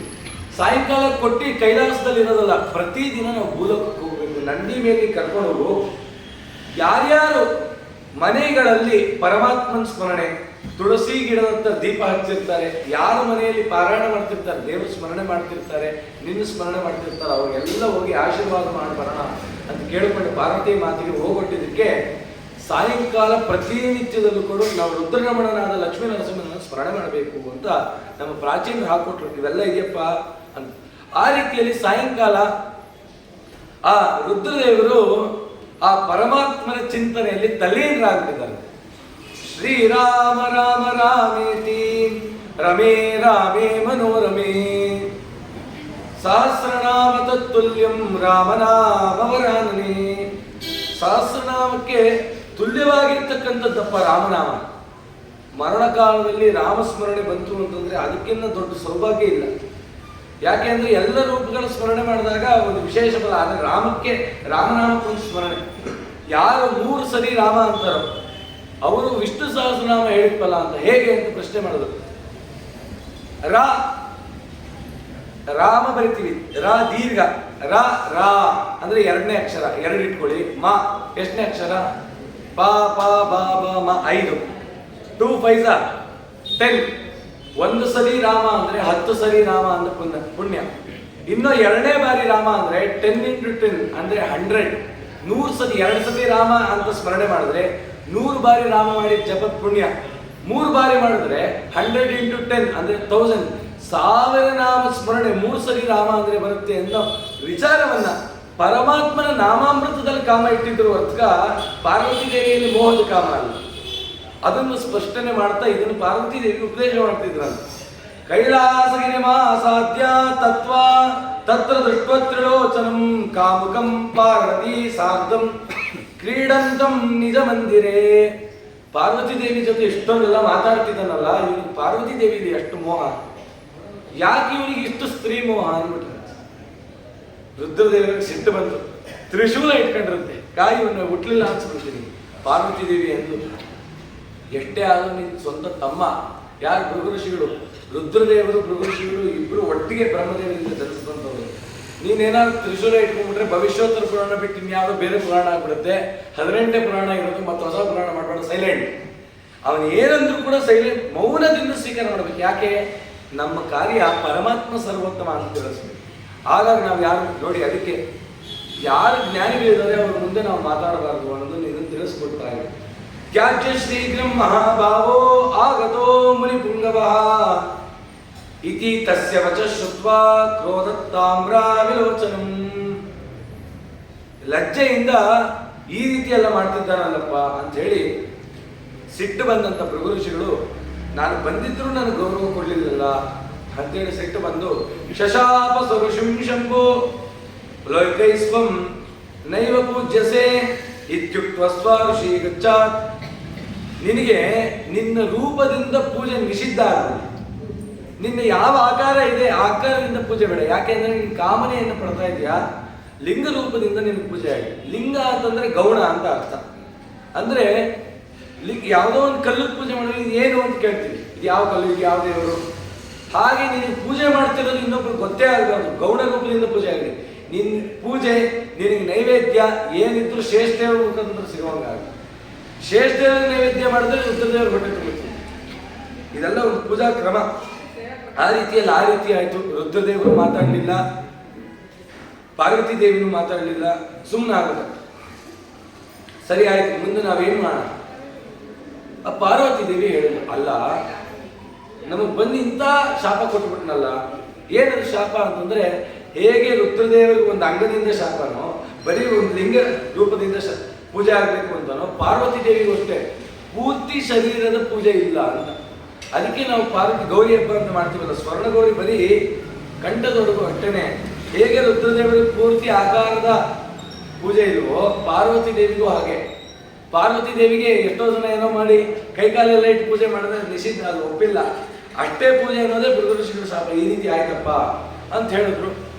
ಆ ಪಾರ್ವತಿ ದೇವಿ ಹೇಳಿದ್ರು, ನಾನು ಎಷ್ಟೆಲ್ಲ ತಪಸ್ಸು ಮಾಡಿ ನಿಮ್ಮನ್ನು ಪಡೆದು ನೀವು ಎಂಥ ವರ ನನಗೆ ಕೊಟ್ರಿ ಅಂತಂದ್ರೆ, ಅರ್ಧ ಶರೀರಿಣಿ, ನಿಮ್ಮ ದೇಹದ ಅರ್ಧ ಭಾಗವನ್ನು ನನಗೆ ಕೊಟ್ರಿ. ಆದರೆ ಈ ಥರ ಮಾಡಿದ್ರು ಆಗಲಿ, ಎಲ್ಲ ಪರಮಾತ್ಮನ ಸಂಕಲ್ಪ ಅಂತ ಚಿಂತನೆ ಮಾಡಿ ಹೊರಟ್ರಂತೆ. ಎಲ್ಲಿಗೆ ಹೊರಟ ಅಂದರೆ, ವೈಕುಂಠಂ ಹರಿಮಂದಿರಂ ಪ್ರಾಕಾರ ಗೋಪುರ ದ್ವಾರ ನವತೋರಣ ಭೂಷಿತಂ ಚತುರ್ದಿಕ್ಷು ಚತುರ್ದ್ವಾರ ಪಾಲಕೆ ರೂಪ ಶೋಭಿತಂ. ಅದು ನೋಡಿದ್ರಂತೆ ವೈಕುಂಠಕ್ಕೆ ಹೋಗಬೇಕು ಅಂತ. ಆ ಪ್ರಾಕಾರಗಳು, ಸಪ್ತ ಪ್ರಾಕಾರಗಳು, ಆ ಗೋಪುರಗಳು, ಕನಕದಾಸರು ವರ್ಣನೆ ಮಾಡ್ತಾರೆ. ಇಷ್ಟು ದಿನ ಈ ವೈಕುಂಠ ಎಷ್ಟು ದೂರವೋ ಎನ್ನುತ್ತಲಿದ್ದೇವೆ. ಆ ವೈಕುಂಠದ ಪ್ರತಿರೂಪ ನೋಡಬೇಕು ಅಂದ್ರೆ ಶ್ರೀರಂಗಕ್ಕೆ ಹೋಗ್ಬೇಕು. ಯಾವಾಗ ಹೋಗ್ಬೇಕು ಅಂದ್ರೆ ಉತ್ಸವ ಇದ್ದಾಗ ಹೋಗ್ಬೇಕು. ಅಲ್ಲಿ ವರ್ಷದಲ್ಲಿ 4 ಸರಿ ಬ್ರಹ್ಮೋತ್ಸವ ಆಗುತ್ತೆ. ಆ ಎಲ್ಲ ಉತ್ಸವಕ್ಕಿಂತ ತುಂಬಾ ಚೆನ್ನಾಗಿರೋ ಉತ್ಸವ ಯಾವುದಂದ್ರೆ ಕುದುರೆ ಮೇಲೆ ಕೂತ್ಕೊತಾನೆ. ವಾದಿರಾಜರು ಇದನ್ನೇ ವರ್ಣನೆ ಮಾಡಿದ್ರು. ರಾಜ ಬೀದಿಯೊಳಗಿನಿಂದ ತೇಜನೇರಿ ನೆರೆದು ಬಂದ. ತೇಜ ಅಂತಂದ್ರೆ ಕುದುರೆ ಮೇಲೆ ಅವನು ನೋಡ್ಬೇಕು. ಆ ಕುದುರೆ ಮೇಲೆ ಕೂಡಿಸ್ಕೊಂಡು ಆ ರಂಗನನ್ನ ಓಡಿ ಕರ್ಕೊಂಡು ಹೋಗ್ತಾರೆ. ಆ ರಂಗನಿಂದ ನಾವು ಓಡ್ಲಿಕ್ಕಾಗಲ್ಲ. ಅಷ್ಟು ಅಂತ ವೈಭವದಿಂದ ಕೂಡಿದೆಯಪ್ಪ ಈ ವೈಕುಂಠ. ಎಂತ ಎಲ್ಲಾ ದ್ವಾರಗಳಿಗೂ ಕೂಡ ಆ ತೋರಣಗಳಿದೆಯಂತೆ. ನವತೋರಣ, ಹೊಸದಾದ ತೋರಣ, ಬಂಗಾರದ ಬಾಗಿಲುಗಳು, ಚತುರ್ದಿಕ್ಷು ಚತುರ್ದ್ವಾರ, 4 ದಿಕ್ಕುಗಳು, 4 ದ್ವಾರ, ಅಷ್ಟು ಚೆನ್ನಾಗಿದೆ. ತತ್ರ ಶಯ್ಯಾಗೃಹೇ, ನೋಡಿದ್ರಂತೆ ಎಷ್ಟೊಂದು ಕೋಣೆಗಳಿದೆ ಅಂತ ವೈಕುಂಠದಲ್ಲಿ. ಎಲ್ಲರೂ ಕಡೆ ದೇವರು ಕಾಣಿಸ್ತಿಲ್ಲ. ಕಡೆ ಗೊತ್ತಾಯ್ತು, ಯಾರನ್ನ ಕೇಳಿದ್ರಂತೆ ದಿಕ್ಪಾಲಕರನ್ನ, ಎಲ್ಲಿದ್ದಾನೆ ಸ್ವಾಮಿ? ಅವನು ಶೇಷಶಾಹಿಯಾಗಿ ಒಂದು ಕೋಣೆಯಲ್ಲಿ ಮಲಗಿದ್ದಾನೆ, ಅಲ್ಲಿ ಹೋಗು. ಅಲ್ಲಿ ಹೋಗ್ತಾರೆ, ಶೇಷಶಾಹಿಯಾಗಿ ಮಲಗಿದ್ದಾನೆ. ಆ ಶೇಷದೇವರಿಗೆ 5 ತಲೆ. ಆ 5 ತಲೆ, ಒಂದೊಂದು ತಲೆಯಿಂದ ಒಂದೊಂದು ವೇದವನ್ನು ಹೇಳ್ತಾ ಇದ್ದಾರೆ. 4 ವೇದವನ್ನು ಹೇಳ್ತಾ 5ನೇ ತಲೆಯಲ್ಲಿ ಮಹಾಭಾರತವನ್ನು ಪಾರಾಯಣ ಮಾಡ್ತಿದ್ರು.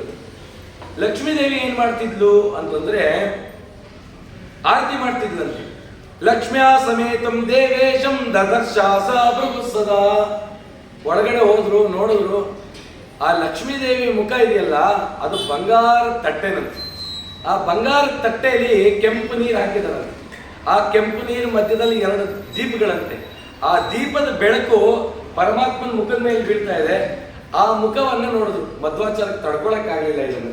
ಅದಕ್ಕೆ ಅವರು ದ್ವಾದಶಸ್ತೋತ್ರದಲ್ಲಿ ಹೇಳ್ಬಿಟ್ರು, ಇಂದಿರಾ ಚಂಚಲ ಪಾಂಗನಿ ರಾಜಿತಂ. ಆ ಲಕ್ಷ್ಮೀದೇವಿ ದೇವರಿಗೆ ಆರತಿ ಮಾಡಬೇಕು, ಇಲ್ಲಿ ತರಲಿ ಬಂಗಾರ ತಟ್ಟೆ, ಹತ್ತಿ ತರಲಿ ಅಂತ ತನ್ನ ಮುಖ ಕಮಲವನ್ನೇ ಬಂಗಾರ ತಟ್ಟೆ ಮಾಡಿಕೊಂಡು ಕೆಂಪು ವದನ, ಆ 2 ಕಣ್ಣುಗಳೆಂಬ ಬೆಳಕು ಪರಮಾತ್ಮನ ನಿಲ್ಬಿಟ್ಟು. ಮಧ್ವಾಚಾರ್ಯ ಏನು ವರ್ಣನೆ ಇದೆ, ನಾವು ಮಾಡ್ಲಿಕ್ಕೆ ಸಾಧ್ಯ ಇಲ್ಲ. ಇಂದಿರಾ ಚಂಚಲ ಪಾಂಗನಿ ರಾಜಿತಂ ಮಂದರೋದ್ದಾರಿ ವೃತ್ಯೋದ್ಭುಜ ಭೋಗಿನಂ ಪ್ರೀಣಯಾಮೋ ವಾಸುದೇವಂ ದೇವತಾ ಮಂಡಲ ಕಂಡಮಂಡಲಂ ಪ್ರೀಣಯಾಮೋ ವಾಸುದೇವಂ. ಚಿಂತನೆ ಮಾಡೋದು ಎಂತ ಚೆನ್ನಾಗಿ ಆ ಪರಮಾತ್ಮನ ಮುಖಕಮಲ ಕಾಣಿಸ್ತಿದೆ. ಆ ಲಕ್ಷ್ಮಿಯ ಕಣ್ಣುಗಳೆಂಬ ಬೆಳಕಿನಿಂದ ಆ ನಾರಾಯಣ ಏನ್ ಮಾಡ್ತಿದ್ದಾನೆ ಅಂತಂದ್ರೆ ಆ ಲಕ್ಷ್ಮೀದೇವಿ ಕಣ್ಣುಗಳನ್ನೇ ನೋಡ್ತಿದ್ದಾನೆ. ಎಂತ ಸೌಭಾಗ್ಯ ಲಕ್ಷ್ಮೀದೇವಿದು. ಒಂದು ಕೆಲಸ ಮಾಡೋಣ, ನಾನು ಬ್ರಹ್ಮದೇವರು ರುದ್ರದೇವರ ಹತ್ರ ಹೋದೆ, ಅಲ್ಲಿ ನಾನೇನು ಮಾಡ್ಲಿಕ್ಕೆ ಹೋಗ್ಲಿಲ್ಲ. ಇಲ್ಲೊಂದು ಕೆಲಸ ಮಾಡ್ತೀನಿ, ಇವನೇ ಸರ್ವೋತ್ತಮ ಅಂತ ನನಗೆ ಗೊತ್ತು, ಆದ್ರೆ ಇವನು ಸರ್ವೋತ್ತಮ ಅಂತ ಟೆಸ್ಟ್ ಮಾಡ್ಲಿಕ್ಕೆ 3 ಜನರಿಗೆ ಒದಿತೀನಿ. ಯಾರ್ಯಾರಿಗೆ ಅಂತಂದ್ರೆ, ಒಂದು ಪರಮಾತ್ಮನ ವಕ್ಷಸ್ಥಳ, ಅದು ಪರಮಾತ್ಮ ಪ್ರತ್ಯಕ್ಷ ರೂಪ. ಒಂದು ವಕ್ಷಸ್ಥಳ ಅಂದ್ರೆ ಪರಮಾತ್ಮ. ಆ ವಕ್ಷಸ್ಥಳದಲ್ಲಿ ಯಾರಿದ್ದಾರೆ? ಲಕ್ಷ್ಮೀ ಇದ್ದಾಳೆ. ವಕ್ಷಸ್ಥಳಕ್ಕೆ ತಾಕಿದ್ರೆ ಕಂಠಕ್ಕೂ ತಾಕಬೇಕು, ಹಂಗೆ ಓದಿತೀನಿ. ಕಂಠದಲ್ಲಿ ಯಾರಿದ್ದಾರೆ ಅಂತಂದ್ರೆ ಕೌಸ್ತುಭ ಮಣಿ. ನೀವು ತಿರುಪತಿಗೆ ಹೋಗಿ ಅಲ್ಲಿ 4 ಮಣಿಯಿಂದ ಯುಕ್ತವಾದ ಒಂದು ಪದಕ ಹಾಕಿರ್ತಾರೆ, ಅದು ಕೌಸ್ತುಭ ಅಂತ ಕರೀತಾರೆ. ಆ ಕೌಸ್ತುಭದಲ್ಲಿ ಬ್ರಹ್ಮದೇವರ ಸನ್ನಿಧಾನ. ನಾನು ಒದ್ರೆ 3 ಜನಕ್ಕೆ ತಾಕಬೇಕು. ಯಾರಿಗೆ? ಪರಮಾತ್ಮನಿಗೆ, ಲಕ್ಷ್ಮಿಗೆ, ಬ್ರಹ್ಮದೇವರಿಗೆ. ಬ್ರಹ್ಮದೇವರು ಅಂದ್ರೆ ವಾಯುದೇವರಿಗೆ ತಾಕದಾಗ ಇವನು ಏನು ಮಾಡ್ತಾನೆ ನೋಡಿ. ಆಮೇಲೆ ಇವನು ಸರ್ವೋತ್ತಮನೇ ಇಲ್ಲ ನಿರ್ಣಯ ಮಾಡೋಣ. ತಕ್ಷಣ ಹೋದ್ರು, ಚಿಂತನೆ ಮಾಡಲಿಲ್ಲ. ಪಪಾತ ಪರಯ ಭಕ್ತ್ಯ ತಾತ ತಥಾ ಡೋರೋಸಿ ಗೋವಿಂದ ಭೃಗೋ ಪಾದತಲೇನತಂ ತಾಡ್ಯಮಾನೋ ಹರಿ ಸಾಕ್ಷಾತ್ ಉತ್ತಾಯಾಗನೆಯಾನ್ವಿತಂ. ತಕ್ಷಣ ಬಂದು ಆ ಕಠೋರವಾದ ಆ ವಕ್ಷಸ್ಥಳಕ್ಕೆ ಬಂದು ಒದ್ಬಿಟ್ರಂತೆ. ಒದ್ದಿದ ತಕ್ಷಣ ಇಡೀ ಬ್ರಹ್ಮಾಂಡವೇ ಸಿಡಿದು ಬಿತ್ತಂತೆ. ಆದರೆ ಪರಮಾತ್ಮ ಎದ್ದು ನಿಂತ್ಕೊಂಡ. ಅಯ್ಯೋ, ಬ್ರಾಹ್ಮಣೋತ್ತಮರಾದ ಭೃಗು ಋಷಿಗಳೇ, ವೈಕುಂಠಕ್ಕೆ ಬಂದು ವೈಕುಂಠವನ್ನು ಪಾವನಗೊಳಿಸ್ಬಿಟ್ರಿ. ಬ್ರಾಹ್ಮಣೋತ್ತಮನ ನಮ್ಮ ಮನೆಗೆ ಬರಬೇಕು, ವೈಕುಂಠ ಇರದೆ ಉತ್ತಮರು ಬರಲಿ ಅಂತ. ಅಂಥದ್ದು ನನ್ನ ವೈಕುಂಠದಲ್ಲಿ ಏನಾದ್ರು ದೋಷ ಇತ್ತೋ ಏನೋ ಗೊತ್ತಿಲ್ಲ. ಬನ್ನಿ ಲಕ್ಷ್ಮಿ, ಹೋಗು ಒಳಗಡೆ. ದೇವ್ರ ಮನೆಯಿಂದ ಒಂದು ಬಂಗಾರದ ಕೊಡವನ್ನು ತಗೋಬಾ, ನವರತ್ನ ಖಚಿತವಾದ ಬಂಗಾರದ ತಟ್ಟೆಯನ್ನು ತಗೋಬಾ, ಒಳ್ಳೆ ಬಿಸಿನೀರು ತಗೋಬಾ. ಆ ಬಿಸಿನೀರಿಗೆ ಪಚ್ಕರ್ಪೂರ, ಏಲಕ್ಕಿ, ಲವಂಗ, ಲಾವಂಚ, ಕೇಸರಿ ಎಲ್ಲ ತೀರ್ಥಕ್ಕೆ ಏನೇನು ಹಾಕ್ತೀವಿ ಅದನ್ನೆಲ್ಲ ಹಾಕಿ ತಗೊಂಬ. ಲಕ್ಷ್ಮೀ ದೇವಿ ಏನು ಮಾತಾಡಲಿಲ್ಲ. ನಾರಾಯಣನ ಮಾತಕ್ಕೆ ಪರಿಪಾಲನೆ ಮಾಡಿ ಹೋದ್ದು. ಬೆಚ್ಚಗಿರೋ ನೀರು ತಗೊಂಡ್ಬಂದು ಶೇಷದ ಮೇಲೆ ಕೂಡಿಸ್ದ. ಆ ಶೇಷನ ಹಾಸಿಗೆ ಮೇಲೆ ಕೂಡಿಸಿ ದೇವ್ರ ಕೆಳಗಡೆ ಕೂತ್ಕೊಂಡ. ದೇವ್ರು ಹೇಳ್ತಾ ಇದ್ದಾನೆ, ನೀವು ಎಲ್ಲಿವರೆಗೂ ಬ್ರಾಹ್ಮಣರಿಗೆ ಗೌರವ ಕೊಡಲ್ಲ, ಎಲ್ಲಿವರೆಗೂ ಜೀವರಲ್ಲಿ ಪರಮಾತ್ಮನ ಚಿಂತನೆಯನ್ನು ಮಾಡಲ್ಲ, ಬ್ರಾಹ್ಮಣ ಅಂತಲ್ಲ, ಪ್ರತಿ ಒಬ್ಬ ಜೀವಿಯಲ್ಲೂ ದೇವರಿದ್ದಾನೆ ಅಂತ ಎಲ್ಲಿವರೆಗೂ ಚಿಂತನೆ ಮಾಡಲ್ಲ, ಅಲ್ಲಿವರೆಗೂ ನೀವು ಉದ್ಧಾರ ಆಗಲ್ಲ, ನನ್ನ ಮಾರ್ಗಕ್ಕೆ ಬರಲ್ಲ. ಅದರಲ್ಲೂ ಪ್ರತ್ಯಕ್ಷ ಭೃಗು ಋಷಿಗಳು ಬಂದಿದ್ದಾರೆ, ಬ್ರಾಹ್ಮಣೋತ್ತಮರು, ಬ್ರಹ್ಮರ್ಷಿಗಳು ಅಂತ ಕೂಡಿಸ್ದ. ಶನ್ನೋ ದೇವಿ ರಮಿಸ್ತಯ್ಯ ಅಂತ ಕಾಲು ತೊಳೆದ. ಅಲ್ಲಿವರೆಗೂ ಭೃಗು ಋಷಿಗಳು ಸೌಮ್ಯ, ಅವಾಗ ಏನು ಗೊತ್ತಾಗ್ತಾ ಇಲ್ಲ, ಎಲ್ಲ ಪರಮಾತ್ಮನ ಸಂಕಲ್ಪ. ಕಾಲು ತೊಳೆಯುವಾಗ ಹೇಗೆ ತೊಳೆದ ಅಂತಂದ್ರೆ, ಬೆರಳು ಸಂಧಿಗಳಿಗೆಲ್ಲ ಬೆಟ್ಟಾಗಿ ತೊಳೆದಂತೆ. ಎಲ್ಲ ತೊಳೆದು, ನಿಮ್ಮ ಕಾಲೆತ್ತಿ ಸ್ವಾಮಿ, ಎಲ್ಲರೂ ಪಾದದ ಮೇಲೆ ನೀರು ಹಾಕ್ತಾರೆ ಅಂತ ಪಾದ ಎತ್ತಿ ಅಲ್ಲೆಲ್ಲ ತೊಳೆದಂತೆ. ಅಲ್ಲಿ ತೊಳೆಯುವಾಗ ನೇತ್ರ ಇತ್ತು. ಆ ನೇತ್ರಾಸುರನನ್ನು ಸಂಹಾರ ಮಾಡಿದ. ಸಂಹಾರ ಆಗಿದ ತಕ್ಷಣದಲ್ಲಿ ಅವರಲ್ಲಿದ್ದ ಅಸುರ ಭಾವ ಹೊರಟಾಯ್ತು. ತಕ್ಷಣ ಸೌಮ್ಯವಾಗೋದ್ರು. ಅವ್ರಿಗೆ ಎಚ್ಚರವೇ ಇಲ್ಲ. ಅಯ್ಯೋ, ನಾನು ದೇವ್ರಿಗೆ ಗೊತ್ತುಬಿಟ್ನಲ್ಲ, ಎಂಥ ಪಾಪಿ ಅಂತ ಅನ್ಸ್ಬಿಟ್ಟು. ಅಂಥದ್ರಲ್ಲಿ ಪರಮಾತ್ಮ, ಸರ್ವೋತ್ತಮನಾದ ಪರಮಾತ್ಮ ನನ್ನ ಕಾಲು ತೊಳಿತಿದ್ದಾನೆ ಅಂತ ಹೇಳಿದ್ರು. ವಿಚಿತ್ರ. ಈ ರೀತಿ ಆಯ್ತು. ಅಷ್ಟಕ್ಕೆ ಸಮಾಧಾನ ಆಗಲಿಲ್ಲ ಪರಮಾತ್ಮ. ಬ್ರಾಹ್ಮಣೋತ್ತಮ ನೀ ಬಂದಿದ್ಯಾ, ಬ್ರಾಹ್ಮಣನ ಪಾದದಲ್ಲಿ, ಬ್ರಾಹ್ಮಣನ ಬಲಭಾಗದ ಪಾದದಲ್ಲಿ ನಾನಿದ್ದೀನಿ ಪ್ರತ್ಯಕ್ಷ. ಹಾಗಾಗಿ ಭೃಗು ಋಷಿಗಳ ಪಾದ ತೊಳೆದಿದ್ದೀನಿ ಅಂತಲ್ಲ, ನನಗೇ ನಾನು ಸ್ವಯಂ ಸ್ನಾನ ಮಾಡಿದ್ದೀನಿ. ಅದಕ್ಕೆ ಈ ನೀರನ್ನ ಲಕ್ಷ್ಮೀದೇವಿಗೆ ಹೇಳಿದಂತೆ ಇಡೀ ವೈಕುಂಠಕ್ಕೆ ಪ್ರೋಕ್ಷಣೆ ಮಾಡೋದು. ನಾರಾಯಣ ತಾನು ಪ್ರೋಕ್ಷಣೆ ಮಾಡ್ಕೊಂಡು ಲಕ್ಷ್ಮೀದೇವಿ ಪ್ರೋಕ್ಷಣೆ ಮಾಡಿ, ವೈಕುಂಠಕ್ಕೆಲ್ಲ ಪ್ರೋಕ್ಷಣೆ ಮಾಡಿ, ಇವತ್ತು ನಾನು ಧನ್ಯನಾದೆ ಅಂತ ಸ್ವಾಮಿಯನ್ನಂತ. ಎಲ್ಲ ದೇವತೆಗಳಿಗೂ ನಗ್ತಾ ಇದ್ದಾರೆ. ನಮ್ಮ ಸ್ವಾಮಿ ವ್ಯಾಪಾರ ಎಂಥದ್ದು, ಎಂಥ ಭಕ್ತ ಪರಾಧೀನ, ಎಂಥ ಭಕ್ತರ ಮೇಲೆ ಕಾರುಣ್ಯ, ಇಂಥ ಸ್ವಾಮಿ ಅಂತ ಚಿಂತನೆ ಮಾಡೋದು. ಭೃಗು ಋಷಿಗಳು ನೋಡುದು, ಅಲ್ಲೇ ಇದ್ದಾರೆ. ತಕ್ಷಣದಲ್ಲಿ ಲಕ್ಷ್ಮೀದೇವಿಗೆ ಹೇಳ್ದ, ನೋಡು ಈ ಪಾದ ತೊಳೆದ ತಟ್ಟೆ ಇದೆಯಲ್ಲ, ಈ ತಟ್ಟೆ ನೋಡಿ ದೇವ್ರ ಮನೆಗೆ ಇಟ್ವಾ. ಅವಾಗ ಲಕ್ಷ್ಮೀದೇವಿಗೆ ಸಿಟ್ಟು ಬಂದಿದೆ ಅಂತ ತೋರಿಸ್ಲಿಕ್ಕೆ ಆ ತಟ್ಟೆ ದೇವ್ರ ಮನೆಗೆ ಇಡಲಿಲ್ಲ ಅಂತ ಎಸ್ತು ಬಿಟ್ಲಂತೆ. ಡಬ್ಬನ್ ಶಬ್ದ ಆಯಿತು. ನಾರಾಯಣನ್ ಗೊತ್ತಾಯ್ತು, ಓ ಸಿಟ್ಟು ಬಂದಿದೆ. ನಮ್ಮ ಮನೆಗಳಲ್ಲೂ ಹಾಗೆ, ನಮ್ಮ ಮೇಲೆ ಸಿಟ್ಟು ಬಂದಿದೆ, ಲೋಟ ಅಡುಗೆ ಮನೇಲಿ ಶಬ್ದ, ಅಡುಗೆ ಮನೇಲಿ ಶಬ್ದ ಇದೆ ಅಂದರೆ ನಮ್ಮ ಮನೇಲಿ ಏನೋ ಇಟ್ಟರಲ್ಲಿ ನಡೆಯುತ್ತೆ ಸುನಾಮಿ ಅಂತ. ಆ ರೀತಿ ನಾರಾಯಣನ್ ಗೊತ್ತಾಯ್ತು. ಲಕ್ಷ್ಮೀ ದೇವಿ ಹತ್ರ ಹೋದ, ಯಾಕಮ್ಮ ಏನಾಯ್ತು? ನೀವು ಬೇಕಾದ್ರೆ ಒತ್ತಿಸ್ಕೊಳ್ಳಿ, ನನಗೂ ನಿಮಗೂ ಸಂಬಂಧ ಇಲ್ಲ. ಆದರೆ ನಾನಿರೋ ಜಾಗಕ್ಕೆ ಒದ್ದ ಬ್ರಾಹ್ಮಣನ ಕಾಲು ತೊಳೆದ್ರಲ್ಲ, ಇದು ನಂಗೆ ಸಹಿಸಕ್ಕಾಗ್ತದೆ. ಅದಕ್ಕೆ ಹರಿದಾಸ್ ಹೇಳ್ಬಿಟ್ರು. ಏನು ಹೇಳಿದ್ರಂದ್ರೆ, ಹರಿದಾಸನ ಮೇಲಿದ್ದ ಕರುಣೆ ಸಿರಿದೇವಿಯ ಮೇಲಿಲ್ಲವಯ್ಯ ಪುರಂದರ ಬಿಟ್ಟಲ್ಲ. ಪುರಂದರದಾಸರು ಆಡ್ಕೊಂಡ್ಬಿಟ್ರಂತೆ ಲಕ್ಷ್ಮೀದೇವಿ ಮುಂದೆ ಕೂರಿಸ್ಕೊಂಡು, ಲಕ್ಷ್ಮೀ ನನ್ನ ಮೇಲೆ ಜಾಸ್ತಿ ಪ್ರೀತಿ, ನಿನ್ನ ಮೇಲಲ್ಲ. ಮಕ್ಕಳು ಮಾಡ್ತಾರಲ್ಲ, ಮಕ್ಕಳು ಏನು ಮಾಡ್ತಾರೆ, ಮಗುನ ಇಟ್ಕೊಂಡು ತಾಯಿ ಹೇಳ್ತಾಳೆ, ಅಪ್ಪ ನಂದು ಅಂದ್ರೆ ಇಲ್ಲ ಇಲ್ಲ ನಂದು ಅಂದತ್ತಲ್ಲ. ಆ ರೀತಿಯಲ್ಲಿ ಆ ಭೃಗು ಋಷಿಗಳನ್ನ ಮುಂದೆ ಇಟ್ಕೊಂಡಂತ ಪುರಂದರದಾಸರು ಹೇಳಿದರು. ಈ ರೀತಿ ಏನಕ್ಕೆ ಅಂದ್ರೆ, ಲಕ್ಷ್ಮೀ ದೇವಿಗೆ ಬ್ರಾಹ್ಮಣರ ಮೇಲೆ ಸ್ವಲ್ಪ ಸಿಟ್ಟೆ ಅಂತ. ಯಾಕೆ ಅಂತಂದ್ರೆ, ಆಚಾರ್ಯಗೆ ದಕ್ಷಿಣೆ ಅಂತ ಕೊಡಿ. ಏನ್ ಮಾಡ್ತಾರೆ ಆಚಾರ್ಯರು, ಎಷ್ಟು ಸಾಧ್ಯ ಆಗುತ್ತೋ ಮುದ್ದೆ ಮಾಡಿಬಿಟ್ಟು ಟೊಂಗದಲ್ಲಿ ಇಟ್ಕೊತಾರೆ. ಅದೇ ಒಬ್ಬ ಹೋಗಿ ಶೆಟ್ರಿಗೆ ಕೊಡಿ, ಅದೇ ನೋಟ್ನ ಅವ್ರು ಫಸ್ಟ್ ಇಸ್ತ್ರಿ ಮಾಡ್ತಾರೆ. ಅದನ್ನ ನಿಮಗೇನು ಬೇಕು ಕೇಳಲ್ಲ, ದುಡ್ಡು ತಗೊಂಡು ಫಸ್ಟ್ ಮಾಡಿ ಒಂದು ಕ್ಲಿಪ್ ಹಾಕಿ. ಅದಕ್ಕೆ ಅವ್ರು ಶ್ರೇಷ್ಠಿಗಳು ಅಂತ. ಯಾರು ಶ್ರೇಷ್ಠರೋ ಅವನ್ನ ಶೆಟ್ಟಿ ಅಂತ ಕರೆದ್ರು. ಅದಕ್ಕೆ ಶೆಟ್ರ ಮೇಲಿರೋ ಪ್ರೀತಿ ನಿನಗೆ ಬ್ರಾಹ್ಮಣರ ಮೇಲಿಲ್ಲ ಅಂತ ದಾಸರು ಕೊಂಡಾಡೋದು. ಹಾಗಲ್ಲ, ಇದೆಲ್ಲ ತಮಾಷೆ ಉತ್ಪ್ರೇಕ್ಷೆ ಮಾಡಿ ಮಾತಾಡ್ತಾ ಇದ್ದಾರೆ.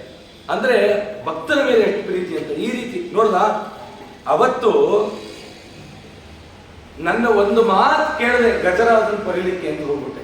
ಆ ಗಜರಾಜ್ 1000 ವರ್ಷದಿಂದ ಕೂಗ್ತಿದ್ದ, ಅವೆಲ್ಲ ನನ್ನ ಕತೆ ಬೇಡ, ಒಂದು ಮಾತು ಹೇಳೋಗ್ಬೋದಿರ್ತದೆ. ನಾವು ಸತ್ಯನಾರಾಯಣ ಪೂಜೆನೋ ಏನೋ ಇಟ್ಕೊಂಡಿರ್ತೀವಿ, ಮನೇಲಿ ತಟ್ಟೆ ಹಾಕು ಅಂತ ಹೇಳಿರ್ತೀವಿ. ಹೆಂಡತಿಗೆ ಹೇಳಿದ್ರೆ ಪಟ್ಟಂತ ಓಡೋಗ್ಬಿಟ್ರೆ, ಅಲ್ಲ ತಟ್ಟೆ ಆಗಿದ್ದೀನಿ ಎಲ್ಲೋಟೋದ್ರು, ಅದು 2-3 ದಿನ ಆದ್ರೂ ಬರಲೇ ಇಲ್ಲ ಅಂದ್ರೆ ಪೊಲೀಸ್ ಬಂದು ಕೂತಿರ್ತಾರೆ ನಮ್ಮ ಮನೇಲಿ, ಎಲ್ಲ ಹೊರಟೋಗಿದ್ದಾರೆ ಅಂತ. ಅಂಥದ್ದು ಒಂದು ಮಾತು ಹೇಳಿದ್ರೆ ಹೋಗ್ತಾರೆ.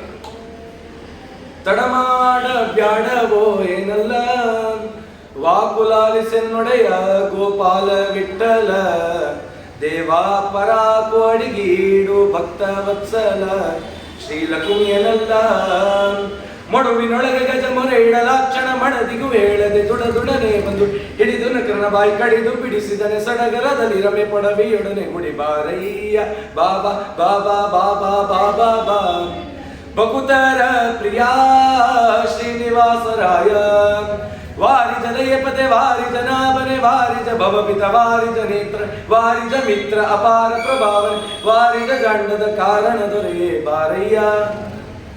ನಾರಾಯಣ ಹೇಳೋದ ಬಾಬಾ ಬಾಬಾ ಅಂತ ಕರೀತಿದ್ದಾನೆ.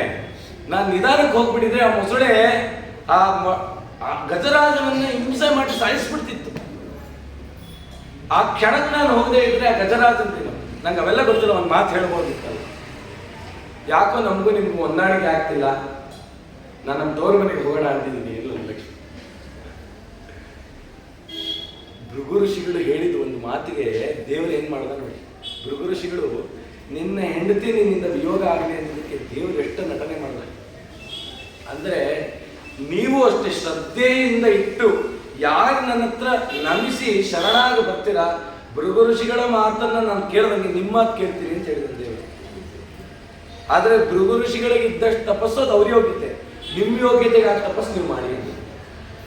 ಸರಿ ಆಯ್ತು, ಲಕ್ಷ್ಮೀನ್ ಕೇಳಿದ್ರೆ ಎಲ್ಲಿಗೆ ಹೋಗ್ತೀಯಾ, ಯಾರಿದ್ದಾರೆ, ನಿಮ್ಗೆ ಅವೆಲ್ಲ ಬೇಡ, ನಾನು ಹೋಗ್ಬೇಕು, ನನ್ಗೆ ವೈಕುಂಠದಲ್ಲಿ ಇಷ್ಟ ಇಲ್ಲ, ನಾನು ಹೊರಡಬೇಕು. ಯಾಕಮ್ಮ, ಸಮಾಧಾನ ಮಾಡ್ಕೊ, ಕೂತ್ಕೊಂಡು ಮಾತಾಡೋಣ. ಏನ್ ಕೂತ್ಕೊಂಡು ಮಾತಾಡೋದು, ಒದ್ದವನ್ ಪಾಲ್ ತೀರ್ಥ ತಗೊಂಡು ನನ್ನ ಮೇಲೆ ಪ್ರೋಕ್ಷಣೆ ಮಾಡೋದು. ನಿಮ್ಗೆ ಬೇಕಿದ್ರೆ ನೀವು ಮಾಡ್ಕೋಬೇಕಿತ್ತು, ಅವೆಲ್ಲ ನನ್ನ ಮೇಲೆ ಯಾಕೆ ಮಾಡಿದ್ರೆ ನೀವು?